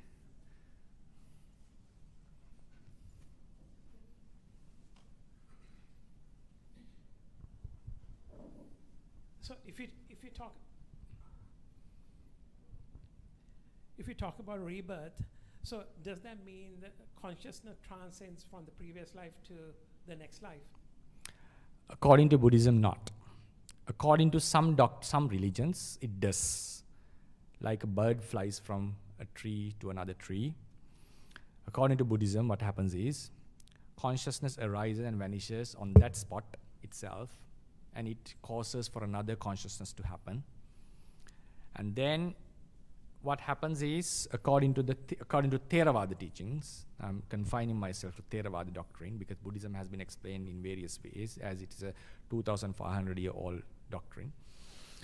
When a consciousness passes, consciousness is the act of cognizing, according to Buddhism, and it has a certain speed. I would rather say it a non-material momentum, right? Like when you run and suddenly stop, you can see the momentum in your body, right? So likewise, the consciousness has a non-material momentum. So when the consciousness passes away, this non-material momentum causes for another cognizing thing to happen. You can take this as a field. I'm rather giving is a radical term. So there is a conscious field, you can say. So it's constantly working, it's constantly active. It's always there, it always continues. So that's why you can never stop this consciousness. According to Buddhism, but even while you are sleeping, it's still active in a very passively manner, or it's in a very unconspicuous, like very not obvious manner, still it's continuing. So what happens is every consciousness passes away, that momentum, that fluctuation or activeness causes another consciousness to happen. So when someone dies, that consciousness passes away, that fluctuation causes another consciousness to happen at a different location. So then what happens, how do you explain this thing? So I can give you an analogy of quantum entanglement. I don't know whether you are aware of that. There is a theory that is being, they say it's proven, and it matches, I don't know the maths about it. I only know the information, right? And so they say that if two particles were taken, if they are connected, entangled particles, not all particles, and if you keep them in too far distances, even two edges of the world, or maybe in the two ends of the galaxies, so that they have not tested in the galaxy level, right? So if you change the spin of a certain particle, instantaneously, the opposite thing happens to the other particle. So what they're saying is, instantaneously, there is a transformation of information faster than the speed of light. This is one place where the speed of light is being defeated, not by matter, seems like with information, right? So instantaneously this happens. And this mathematically is been proven as far as I know. So likewise, coming back to this, likewise, when it instantly passes away, this field, based on the karma, based on the decided by the karma. So this conscious field is very weird, right? There are a lot of beliefs in it, a lot of fundamentals in it, and we act on fundamentals on that. That's why I say it cannot be proven actually, right? It only just makes sense.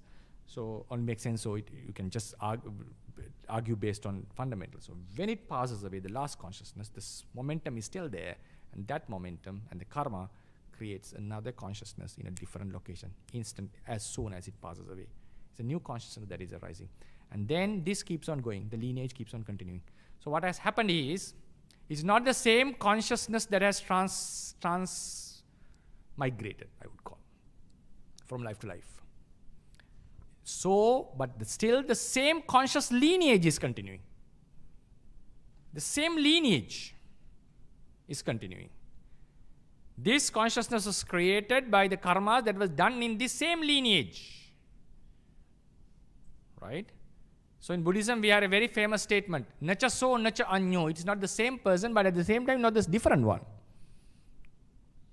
Why is not the same person? It cannot be the same. Obviously, it cannot be the same person or the different person because there is no person in this life or that life. That's the problem, right? So, and also it cannot be the same consciousness. Nothing went. And it's not utterly a different process. It's the continuation of the same lineage.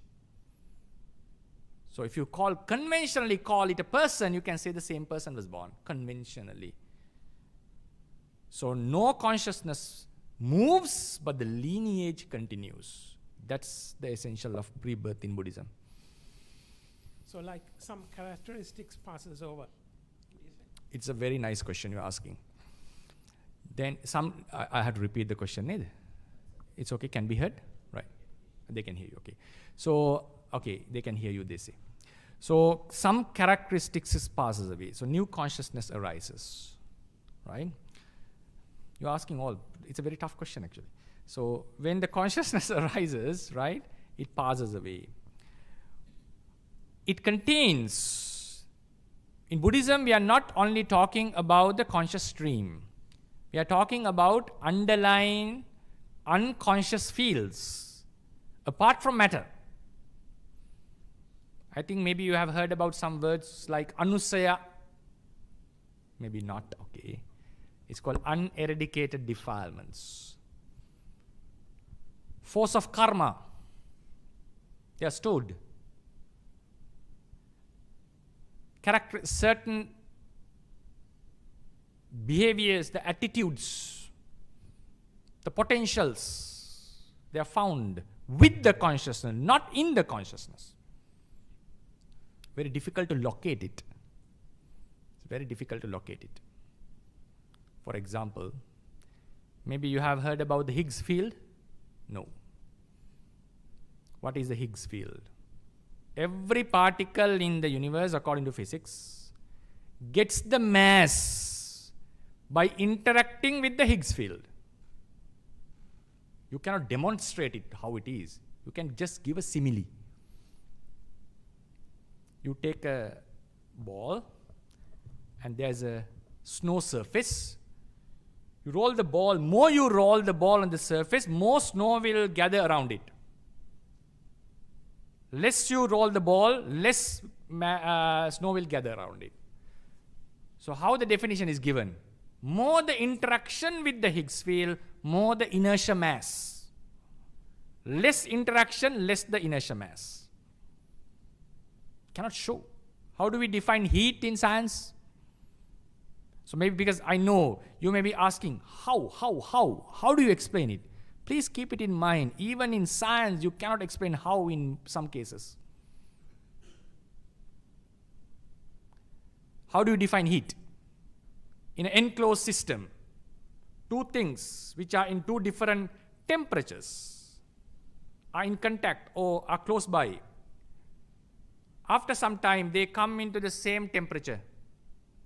In order for this to happen, something has transformed from this to that.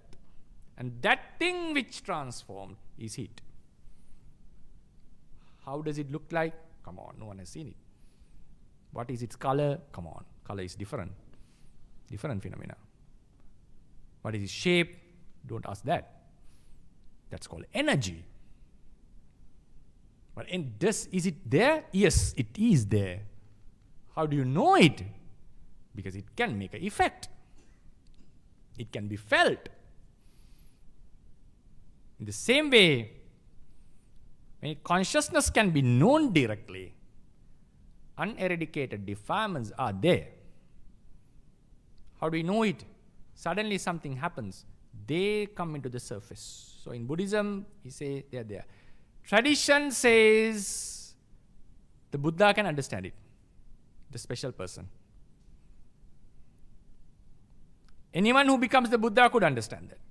Not only unique to him. Anyone who becomes the Samma Sambuddha could understand that. That's the highest level of the wisdom. So, according to Buddhism, there are underlying non-physical mental states which are subtle than the consciousness. Some Buddhist doctrines advocated them as a different consciousness. Theravada doesn't say it's a consciousness. It's a different they are different mental states. So, they are associating the consciousness. When the new consciousness arises, yes, due to the previous consciousness, all these information or mental states, I would not say information, mental states, or qualities, potencies are found in the new consciousness. So you can say they are being carried. Like when the spin is made, somehow due to a very divine nature, whatever, divine or unhuman nature, due to this information, this particle changes otherwise. In the same way, when the death consciousness passes away, the birth consciousness arises, carrying or associating all the characteristics, almost all the characteristics that were there prior. So you can say they transformed, but nothing, it's a new consciousness associating prior characteristics. So these, now then we come, how do we divide the terminologies? Then it comes to the terminologies. What the Buddha said, nothing went, he was referring to the conscious level, not the subconscious level, that level. Yes, those things are found in both the lives. Okay. Thank you. Okay, welcome. Yes. Bhante, what you mentioned about consciousness entering the womb, it is clearly explained in Mahanidana Sutta, and also it says once the consciousness leaves and a stillbirth takes place, right? It is very clear in the Sutta Pitaka. But the theory that you explain about migration of that consciousness, it's not the same consciousness, where it is explained in the Sutta Pitaka, or if it is not explained in the Sutta Pitaka, whether it is explained in Abhidharma Pitaka, which is, my knowledge is virtually nil. So I would like to ask that question. Thank you for your question. Because in some sutras, Buddha has said the consciousness enters the womb. Sometimes it departs. Jahantimak. It leaves. It departs. So the word entering and departing, if you translate as it is, seems like a previous consciousness entering and departing. And this was advocated by a monk called Sati during the Buddha's time. You can refer this in a sutra itself. Can you say me the sutra? Anyone who is good in suttas? The sutta, Sati Sutta, it should be, or you can say a sutta in which the Sati discussion was talked. He said, in rebirth, the consciousness from this life goes to the next life. Based on those teachings. Because in some sutras, Buddha has mentioned it enters. The word entering. Entering means, it says, Gandhabbo. There's a nice word for that. I forgot that. It normally says entering, the translation. Rendering is that. And departing. So he advocated this idea. Is the consciousness that transmigrates. So but the Buddha said, you haven't even had the heat of Buddhism. No. Do not ever advocate like that. It's a new consciousness arising because of the causes. So this has been corrected by the Buddha himself. So sometimes when you read the sutras, that's why the importance of a tradition. One word can have various meanings. One word, sometimes words are given. For example, in Dhammapada, a very nice word. He says, Matarang pitarang hantva rajano dvecha kattiye rattang sanu charang hantva anigo yati brahmano. Arahant, Brahmin, goes without any troubles, having killed mother and father. Come on. Matarang pitarang hantva rajano dvecha Kattiye, two Kattiya kings. Killing a king is a very, socially it's very, very, normally the word king slayer is something strange than a human killer. Raja no dvecha Kattiye. Rattang sanucharang hantva.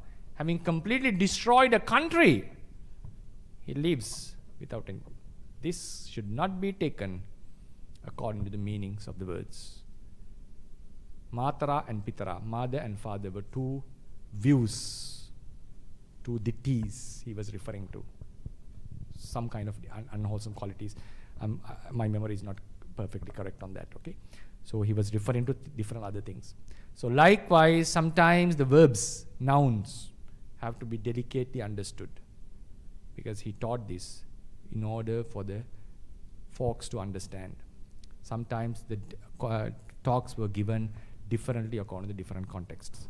So according to Sati's discussion, with the Sati's discussion, and according to Abhidhamma, because Sankhara Pacchaya Vijnanam, because of Sankhara, Vijnana arises. And as is said to Sati, please never advocate the consciousness moves from this life to next life. It's a new consciousness arising due to causes. So it is the Sati Sutra that I should be referring. Yes, I am not. Is it the name of Sati? Is it called Sati Sutra? Sati Sutra. Yes, please read that. Yeah. Yes, thank you. Sangyuttanika, thank you for that. Sadhu. Thank you for your wonderful lecture. Sadhu. I just want to ask a hypothetical question. So let's say I'm basically a doctor and epidemiologist, and You're sitting next to doctors. I know. Okay. Yeah, I came with them. This is my sister-in-law Yeah, and I know. her mother, her father. Yeah, I know. I know your brother. I used to work. I work with them. Okay. That's how I know you. Thank you. And so the population projections, as per the epidemiology, in 40, 50 years, it's going to decline because people are having less number of children. Right. So let's say it's just a hypothetical question.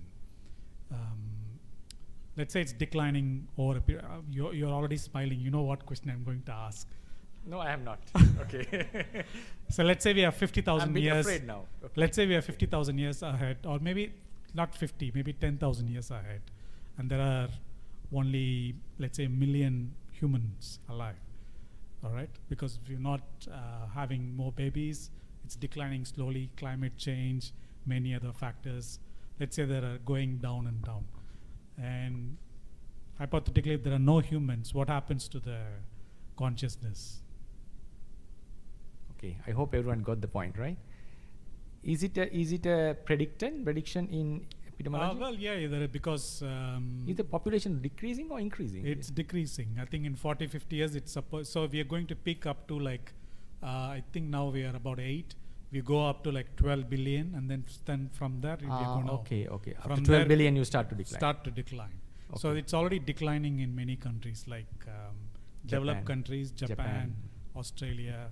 They say only in sub-Saharan Africa in 40, 50 years, that's the only area where we'll have young people. Building race, yeah. Yeah, so that's Right. Thank you for your question.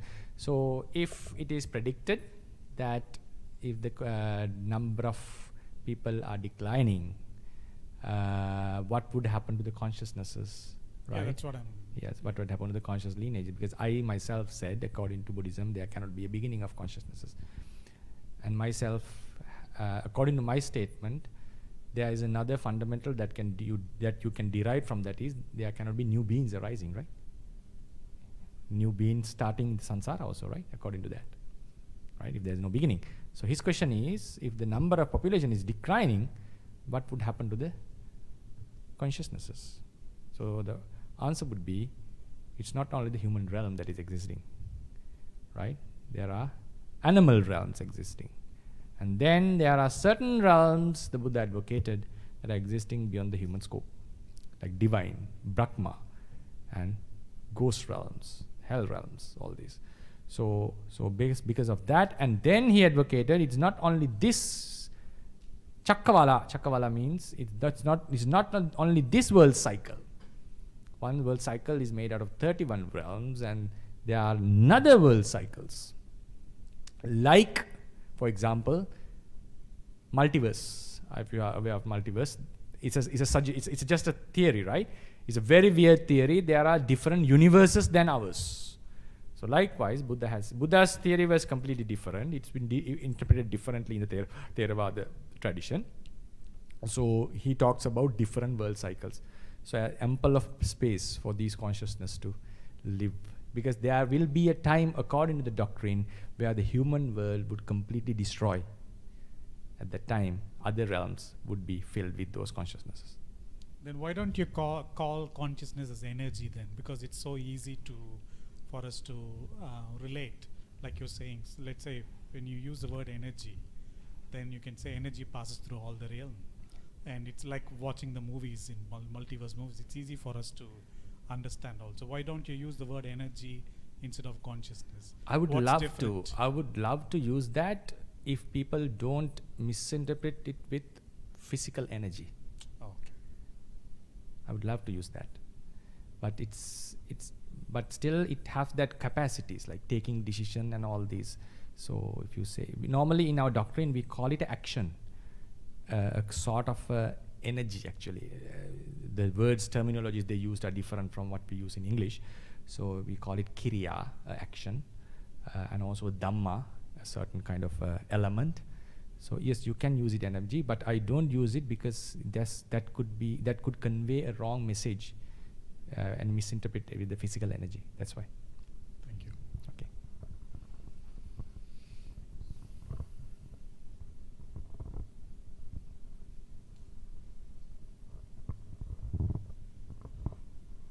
Hi Bhante, thank you for your talk. Okay. It was, I found it very fascinating. Just before my question, you raised the hard problem of consciousness. I actually recently looked into that, and I think the Australian you were referring to was David Chalmers. He, right? Yeah. Yes. I think yes, Thomas, yes. Yeah. And I read that 60% of philosophers think that that's a genuine problem. Regarding my question, actually, I was just curious what your perspective was on neurodegenerative neurodegenerative diseases, because the brain and the mind seem to have some linkage in terms of thinking. So, and it's been observed that neurodegenerative diseases lower like the capacity of the brain to think. So I was just wondering about your perspective on that. Right, thank you for your question. Neurodegenerative diseases, right? Right, when the, I'll put it in simple terms as I understand, correct me if I'm wrong. If there are issues in the brain or in genetics, people have difficulties in cognizing abilities, and sometimes they call it disability, and now we call it differently able, right? So they have difficulties in different capacities. They have less capacities.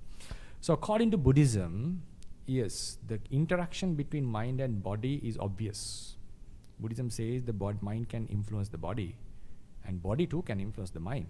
That's why when an object strikes at the eye, light strikes at the eye, it can be seen, it is felt to the consciousness. If something hits our body, we feel it. So physicality, it's like, for example, there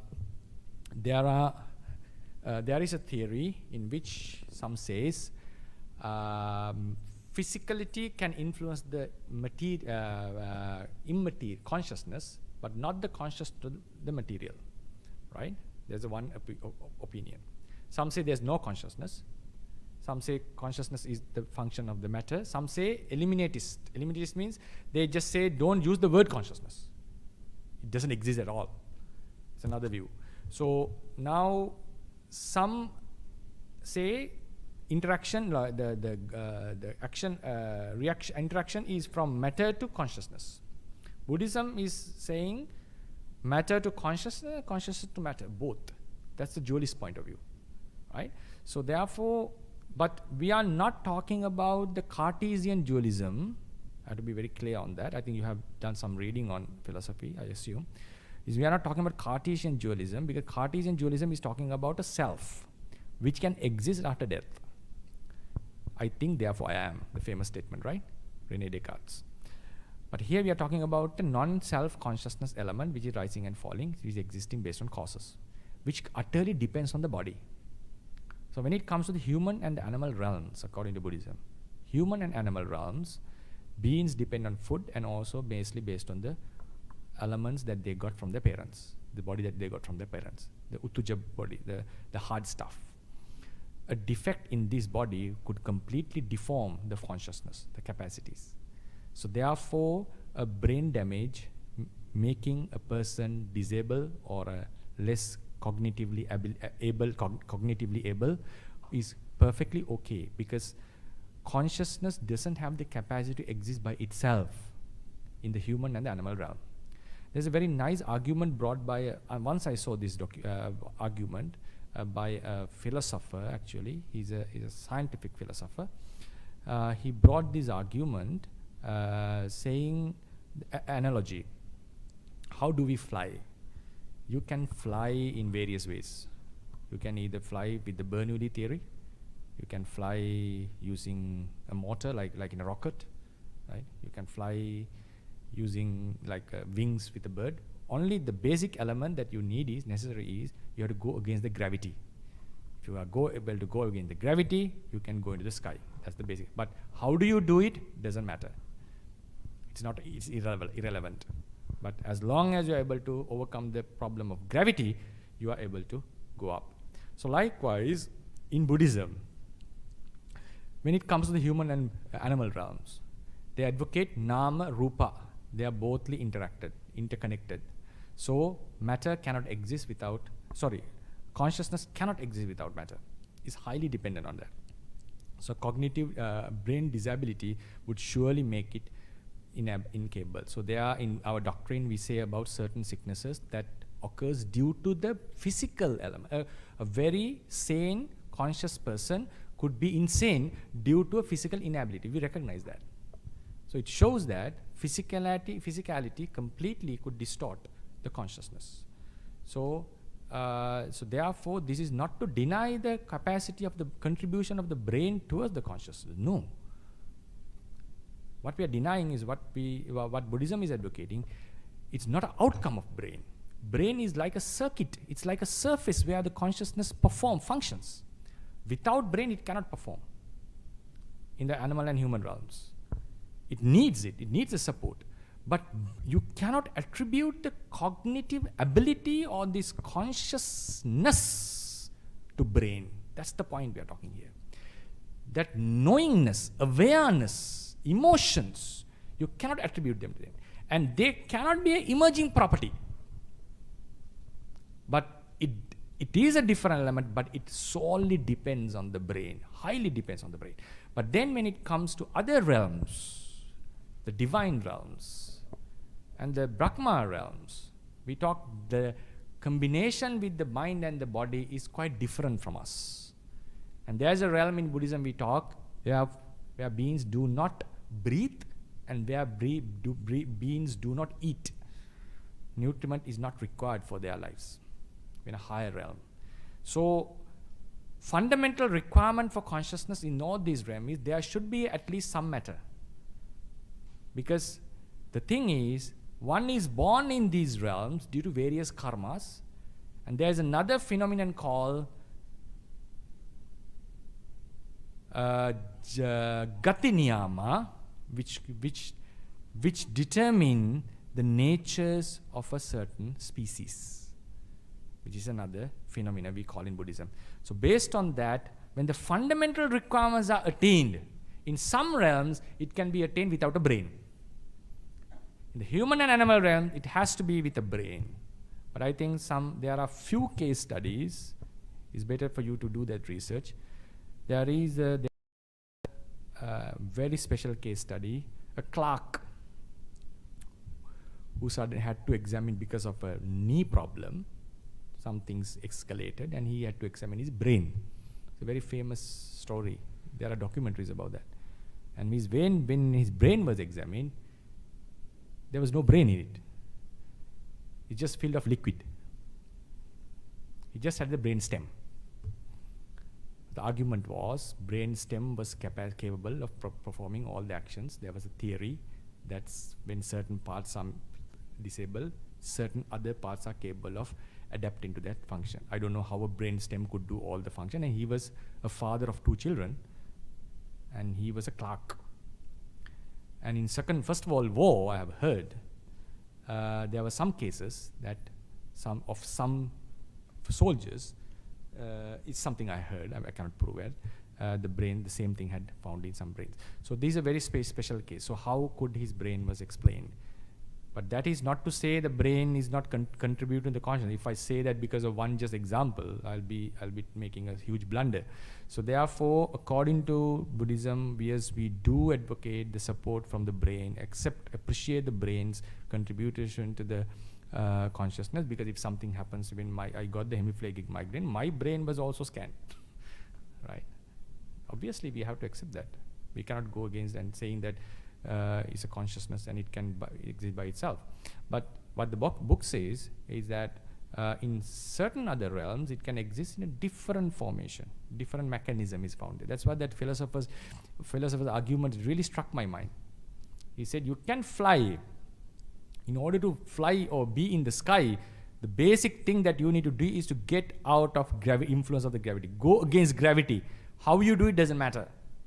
In the same way, if the conditions for the requirements of the consciousness is attained, either through brain or either through some other thing, it can exist. And Buddhism also says about a realm in which only consciousness exists, in which there's no matter. That's called Arupi realms, which you can sound in the Maha Nidana Sutra. That Kaya, the word Kaya was omitted. No body in that.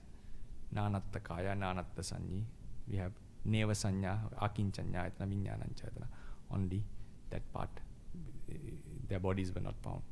Right? So, Arupi beings. You can see this in Watagoda Sutra as well. So therefore, yes, in the human and animal realm, brain does play a big role to the consciousness. Yes, please go ahead. Thank you, Bhante. It was a really good lecture. I was really encouraged by the answer you just gave to the young gentleman's question about degenerative neurological disabilities without bringing karma into the answer. So it was really refreshing. Thank you for that. My question is not a philosophical question, just a simple one. Bhante, you mentioned about in India there is a Buddhism that talks about, that doesn't talk about rebirth. May I ask if you were referring to the Ambedkans? Yes. Right. Yes. Okay. Yeah. They don't talk about karma either. We work with some Ambedkans here in Sydney. I think Dr. Ambedkar sort of left those out because some higher caste people, it was not out of disrespect, just so that otherwise people were using it as a gateway to continue their operation. Yes. That's why. His argument was, and their argument is, karma is being used as a tool to suppress them, the untouchables. Yeah. So we know some Ambedkans, but in their heart they are Hindus. So when they come here, first thing they want to do is like go to the Hindu temple because they've been oppressed for generations. Yes, exactly. So that's just a human. That's what I was referring to. Yes. Okay, thank you, sir.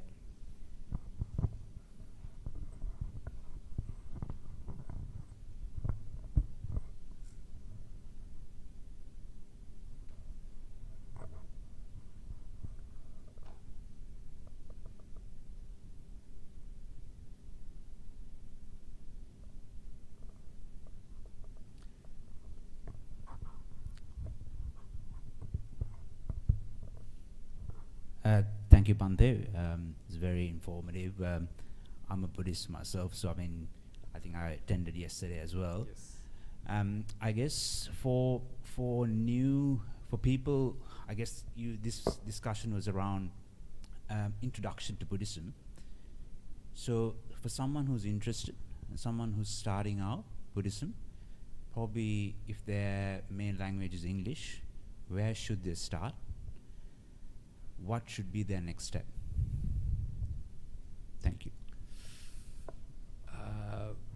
What do you mean after listening to this talk, or if someone is just starting? After listening to this talk, now they're interested, what would be, and if they're a reasonably intelligent person, what would be a good place for them to start on their next? Right. What my main intention was to say that if you are studying Buddhism, you are entering into a realm which cannot be proven by science.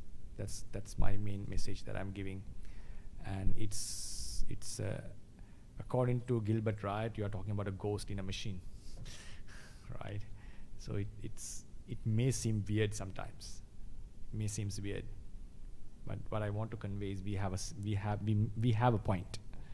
Buddhism has a point. The point that I brings is from determinism, which is a very sensitive topic. What I did is not very ethically right, but why I keep on poking on that, right? To bring the attention and okay, there has to be a non-material element. So after, if someone is interested in Buddhism, I would not say this is the best introduction that one can have to Buddhism. But I think this type of introduction is necessary for some generation of people, especially ones who have studied science, ones who are more motivated in scientific experiments. Yes, kind of an introduction needs to be done. How do you enter? Even with the vigorous scientific experiments, how could still you come and study a non-material element which cannot be proven? What is the basis for that? You have to have a kind of a little bit of a rationality for that.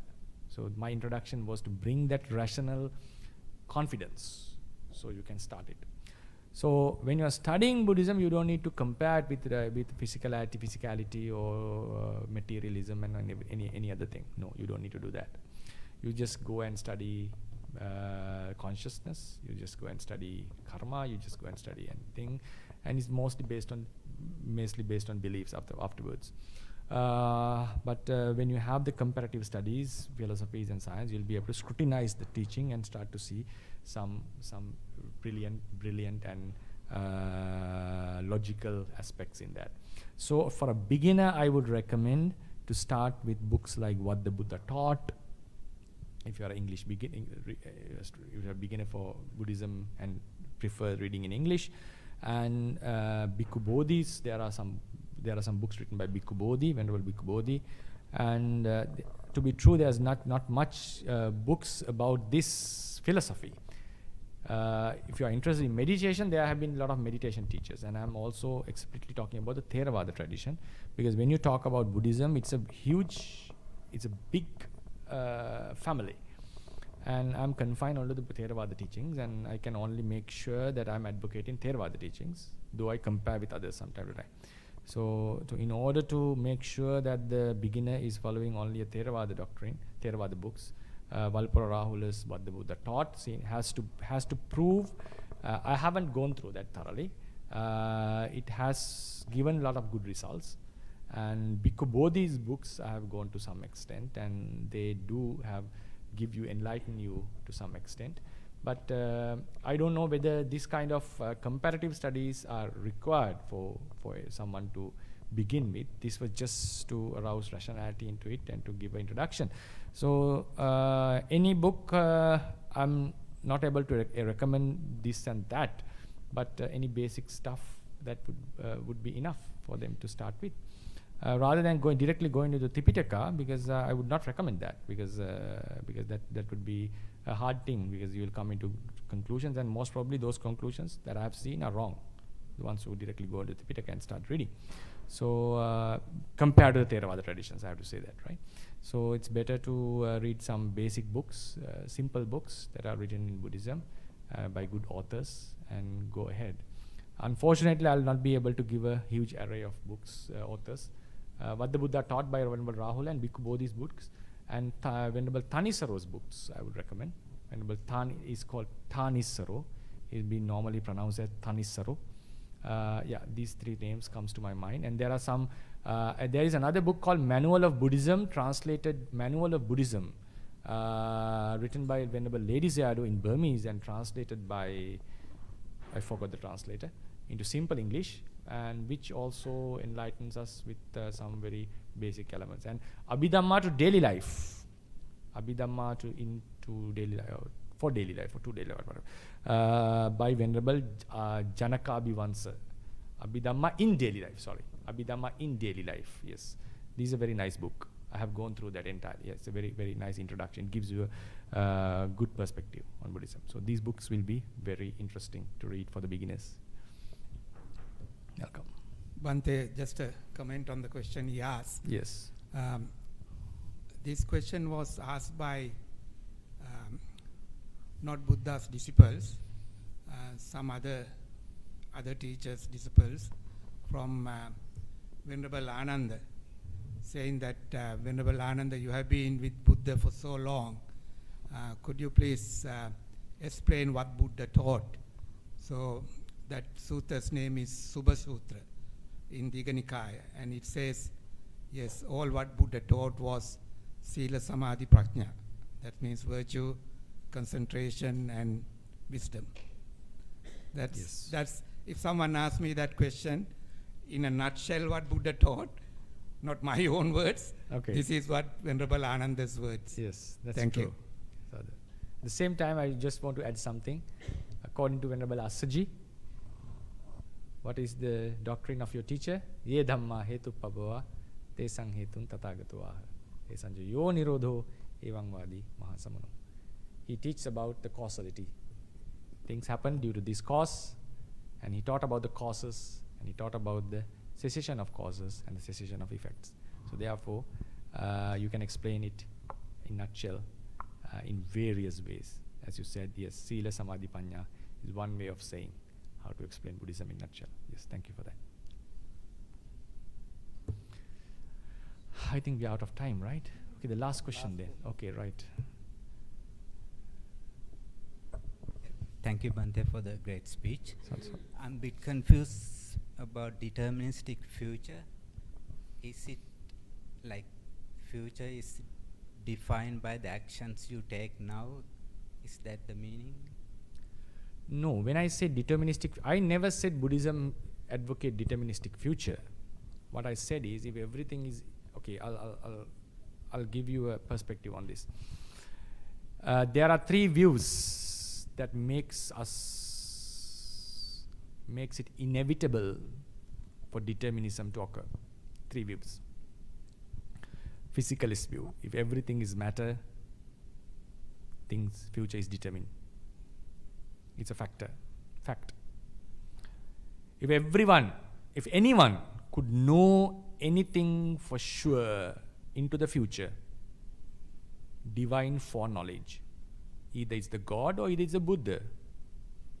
If they can know everything into the future as it is going to happen, if divine foreknowledge is true, you cannot get out of determinism. Third factor, if everything is based on causes, cause and effect, you cannot get out of determinism. There are some other views that still fall into determinism. These are one of the three major views. Why do I say so? Second one, divine foreknowledge. If God or anyone can see exactly what is happening, is going to happen in future, as it is, and if it cannot be changed, it's determined, right? It's simple as that. That's the most easiest one. Then some do argue on this, but they are not compelling. The second is, second most easy one is materialistic view. According to the given laws of modern physics, every material action beyond the quantum level is determined by prior actions. And you can predict the activities of the material world exactly as it is if you have all the premises at hand and if you are able to accurately measure all the status of all the matter around and the energies. It's just a matter of fact that we don't have the information. If you could do that, you'd be able to predict. That's also a believed fact by most physics. That's why they say it's inevitable. The future of the universe is heading towards that when it comes to the cosmos. So if everything is only made out of matter, you cannot get out of determinism. Third one, causality, the most difficult one to explain out of all. Matter causes actions in the other matter. It's also causality, cause and effect, cause and effect. Now, if you bring the consciousness or the non-material element, which can influence the matter, you can get out of causality, determinism, right? But if this consciousness is also caused by another cause, solely by causes, and its cause is determined, and its influence is already determined, then you fall into the determinism again. Even you bring the consciousness into the spectrum. Causality means effect comes after cause. A simple example they bring, a billiard ball comes and hits a ball and it moves and you can predict it. It's a cause, effect is following the cause. It's a very famous theory called theory of causality. They go into very details and explain there are many factors to be considered. In a nutshell, if every event is caused by something, the event is determined already. Because if you bring all the causes into the consideration, you can determine what is going to happen. Even it is the consciousness. So these are the three doctrines that eventually fall into the deterministic view. So what I was emphasizing was, if there's only matter, you are coming into a deterministic view. Why do I say so? Now forget about the cause and effect one. I'll explain how Buddhism goes out of it. What is the only way for Buddhism to go out of it? Otherwise you will be confused. Now Buddhism shows about causality. Are we falling into deterministic view? I'll explain how it goes out of it. What is the only possibility how it goes out of it? So now, Now your question was, what was I assume you were asking the question, why was I always emphasizing about a deterministic future? Yeah, correct. Right? Why was I emphasizing, and why did I drag the audience into a non-material consciousness and start talking about the non-material consciousness? The thing is, now imagine like this. If I'm making a movement, my movement is, according to the physicalist view, is solely based on my brain functions. My brain functions are solely based on the chemical reactions what are happening at that moment. So based on that, I took this decision. According to the status of the brain, please keep this in mind, according to the laws of physics and chemistry, there could not be a different outcome. That's the point here. If I lifted this prior to that action, a very in detail computer, supercomputer, would be able to determine my action prior to that. Because there's only one outcome in causality. No probabilities there. So then, why did I make this decision? Because of my chemical states of the brain. Who determined that? My prior states.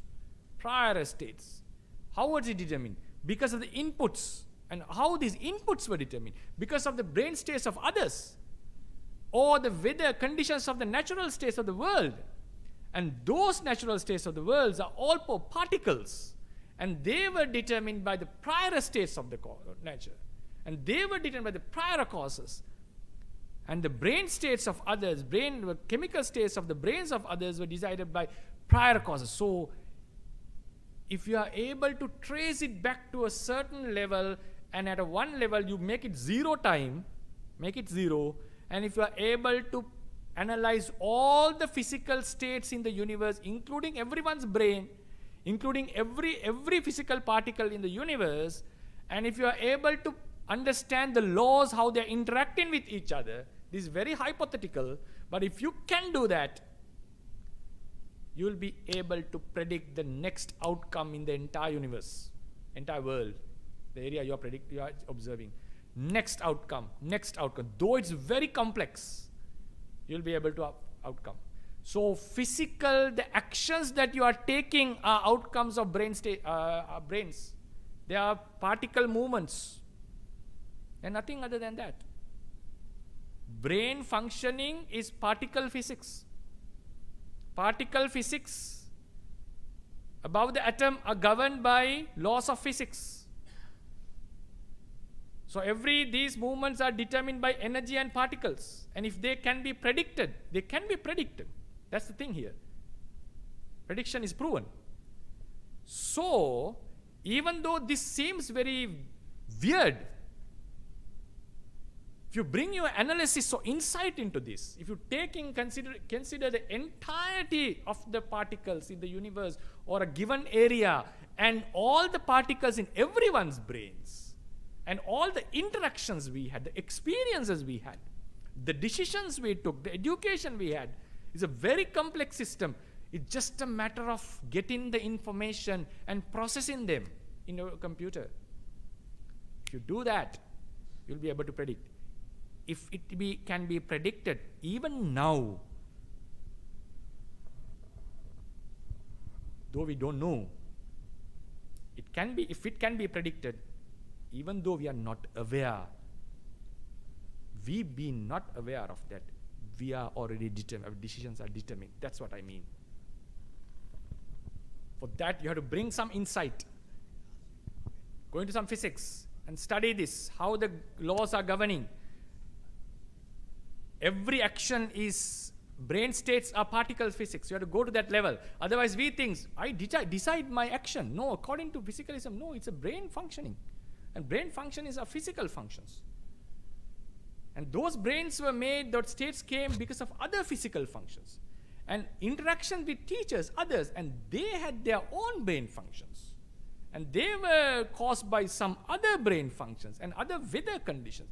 So when you bring all them into the context, you cannot get out of determinism.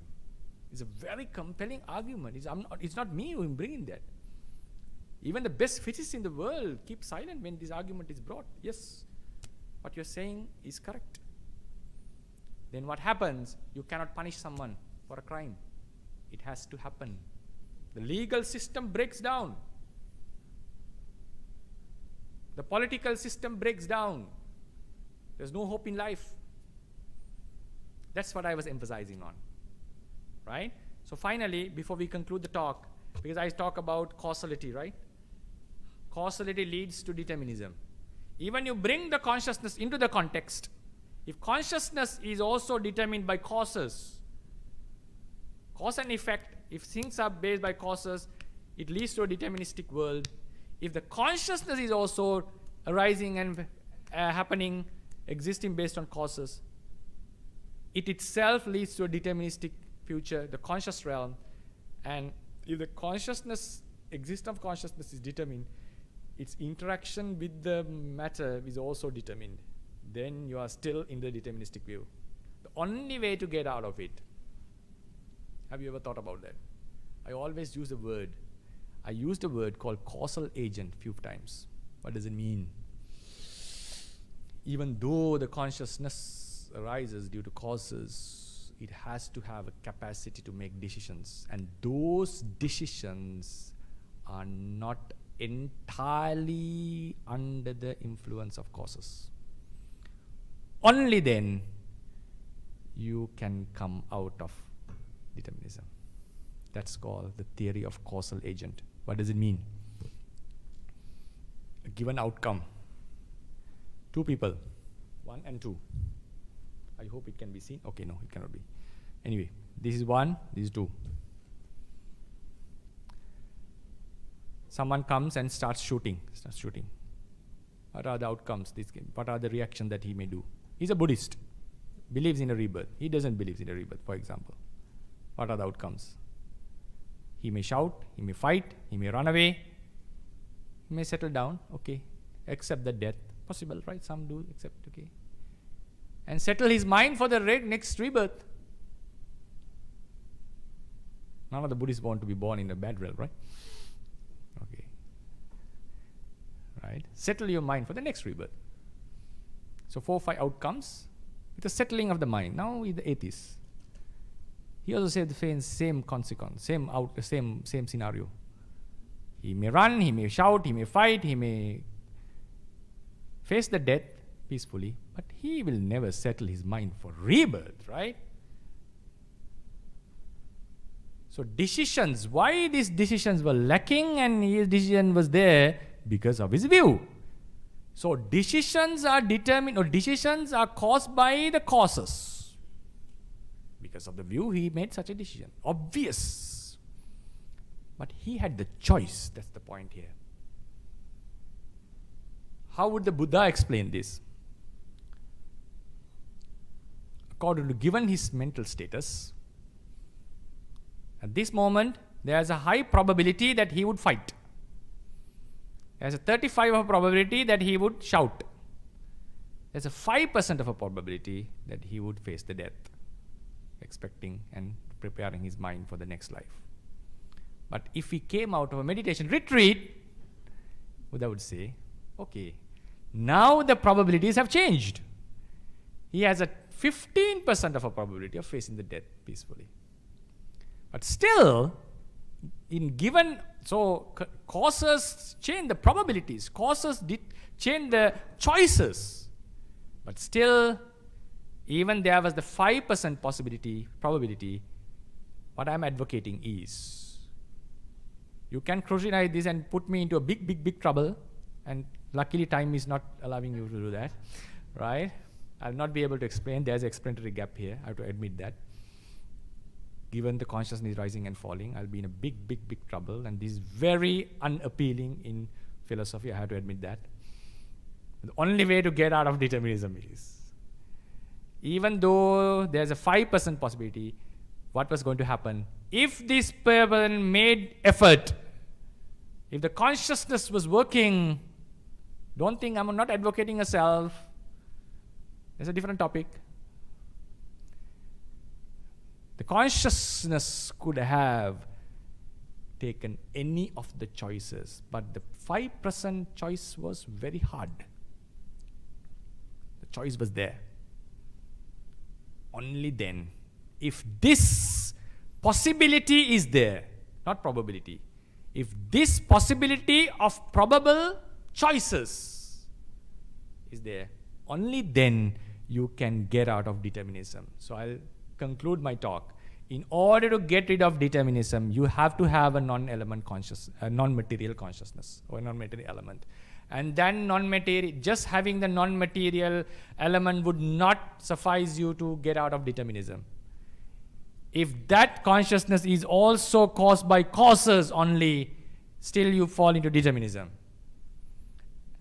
It has to have the decision-making capacity. Still you fall into determinism if all the decisions are completely decided by causes. I'm not talking about 100% rational, we call it, I forgot the name. Libertarian view. No. It's almost determined. But there is a slight free will. So consciousness can make decisions, but if all those decisions are completely under the influence of causes, still you fall into determinism. The only way out is those choices, we put them in probabilities. And there's a very huge tendency that you would go into one type of a choice. But if you make effort, if you strive, that's why Buddha said, we are driving towards sensuality. You strive, effort is necessary. Chetana is necessary. If you strive hard, you can change the course of your life. Viryavato kinnama nasijjati. If you have the effort, what can't you achieve? These are only possible if you can change, if you have a choice in your life. There's another view called libertarianism, that you can make any choice, but that seems to be too much of a radical view. So according to my opinion, Buddhism falls into this type of a thing, and so it doesn't fall into determinism. Throughout this journey in Australia, so may all of them be part of this Dhamma Dana done by myself. So may everyone finally enjoy the bliss of Nibbana. Sadhu, sadhu, sadhu. Idang o nyati nang hotu sukita hontu nyatayo. Idang o nyati nang hotu sukita hontu nyatayo. Idang o nyati nang hotu sukita hontu nyatayo. Akasattha ca bummattha devanaga mahiddika. Punyantang anumoditva chiran rakkantu sambuddha sasanang. Akasattha ca bummattha devanaga mahiddika. Punyantang anumoditva chiran rakkantu sambuddha desanang. Akasattha ca bummattha devanaga mahiddika. Punyantang anumoditva chiran rakkantu sambuddha savakang. Chiran rakkantu tvan sada. Idam imina punya kammena mame bala samagamo. Satan samagamo hotu yava nibbana pattiya. Imina punya kammena mame bala samagamo. Satan samagamo hotu yava nibbana pattiya. Imina punya kammena mame bala samagamo. Satan samagamo hotu yava nibbana pattiya. Idamme punya kammang asavakkaya vahang hotu. Idamme punya kammang asavakkaya vahang hotu. Idamme punya kammang asavakkaya vahang hotu. Sabba dukkha pamuncatu. ආශිර්වාද කරන වන්දනා කරගන්න. සබ්බීතියෝ විවජ්ජන්තු සබ්බ රෝගෝ විනස්සතු මාතේ භවත්වන්තරායෝ සුඛී දීඝායුකෝ භව. අභිවාදන සීලිස්ස නිච්ඡං බුද්ධාපචායිනෝ චත්තාරෝ ධම්මා වඩ්ඩන්ති ආයුවන්නෝ සුඛං බලං ආයුරාරෝග්‍ය සම්පත්ති සග්ග සම්පත්ති මේවච අතෝ නිබ්බාන සම්පත්ති ඉමිනාතේ සමිජ්ජතු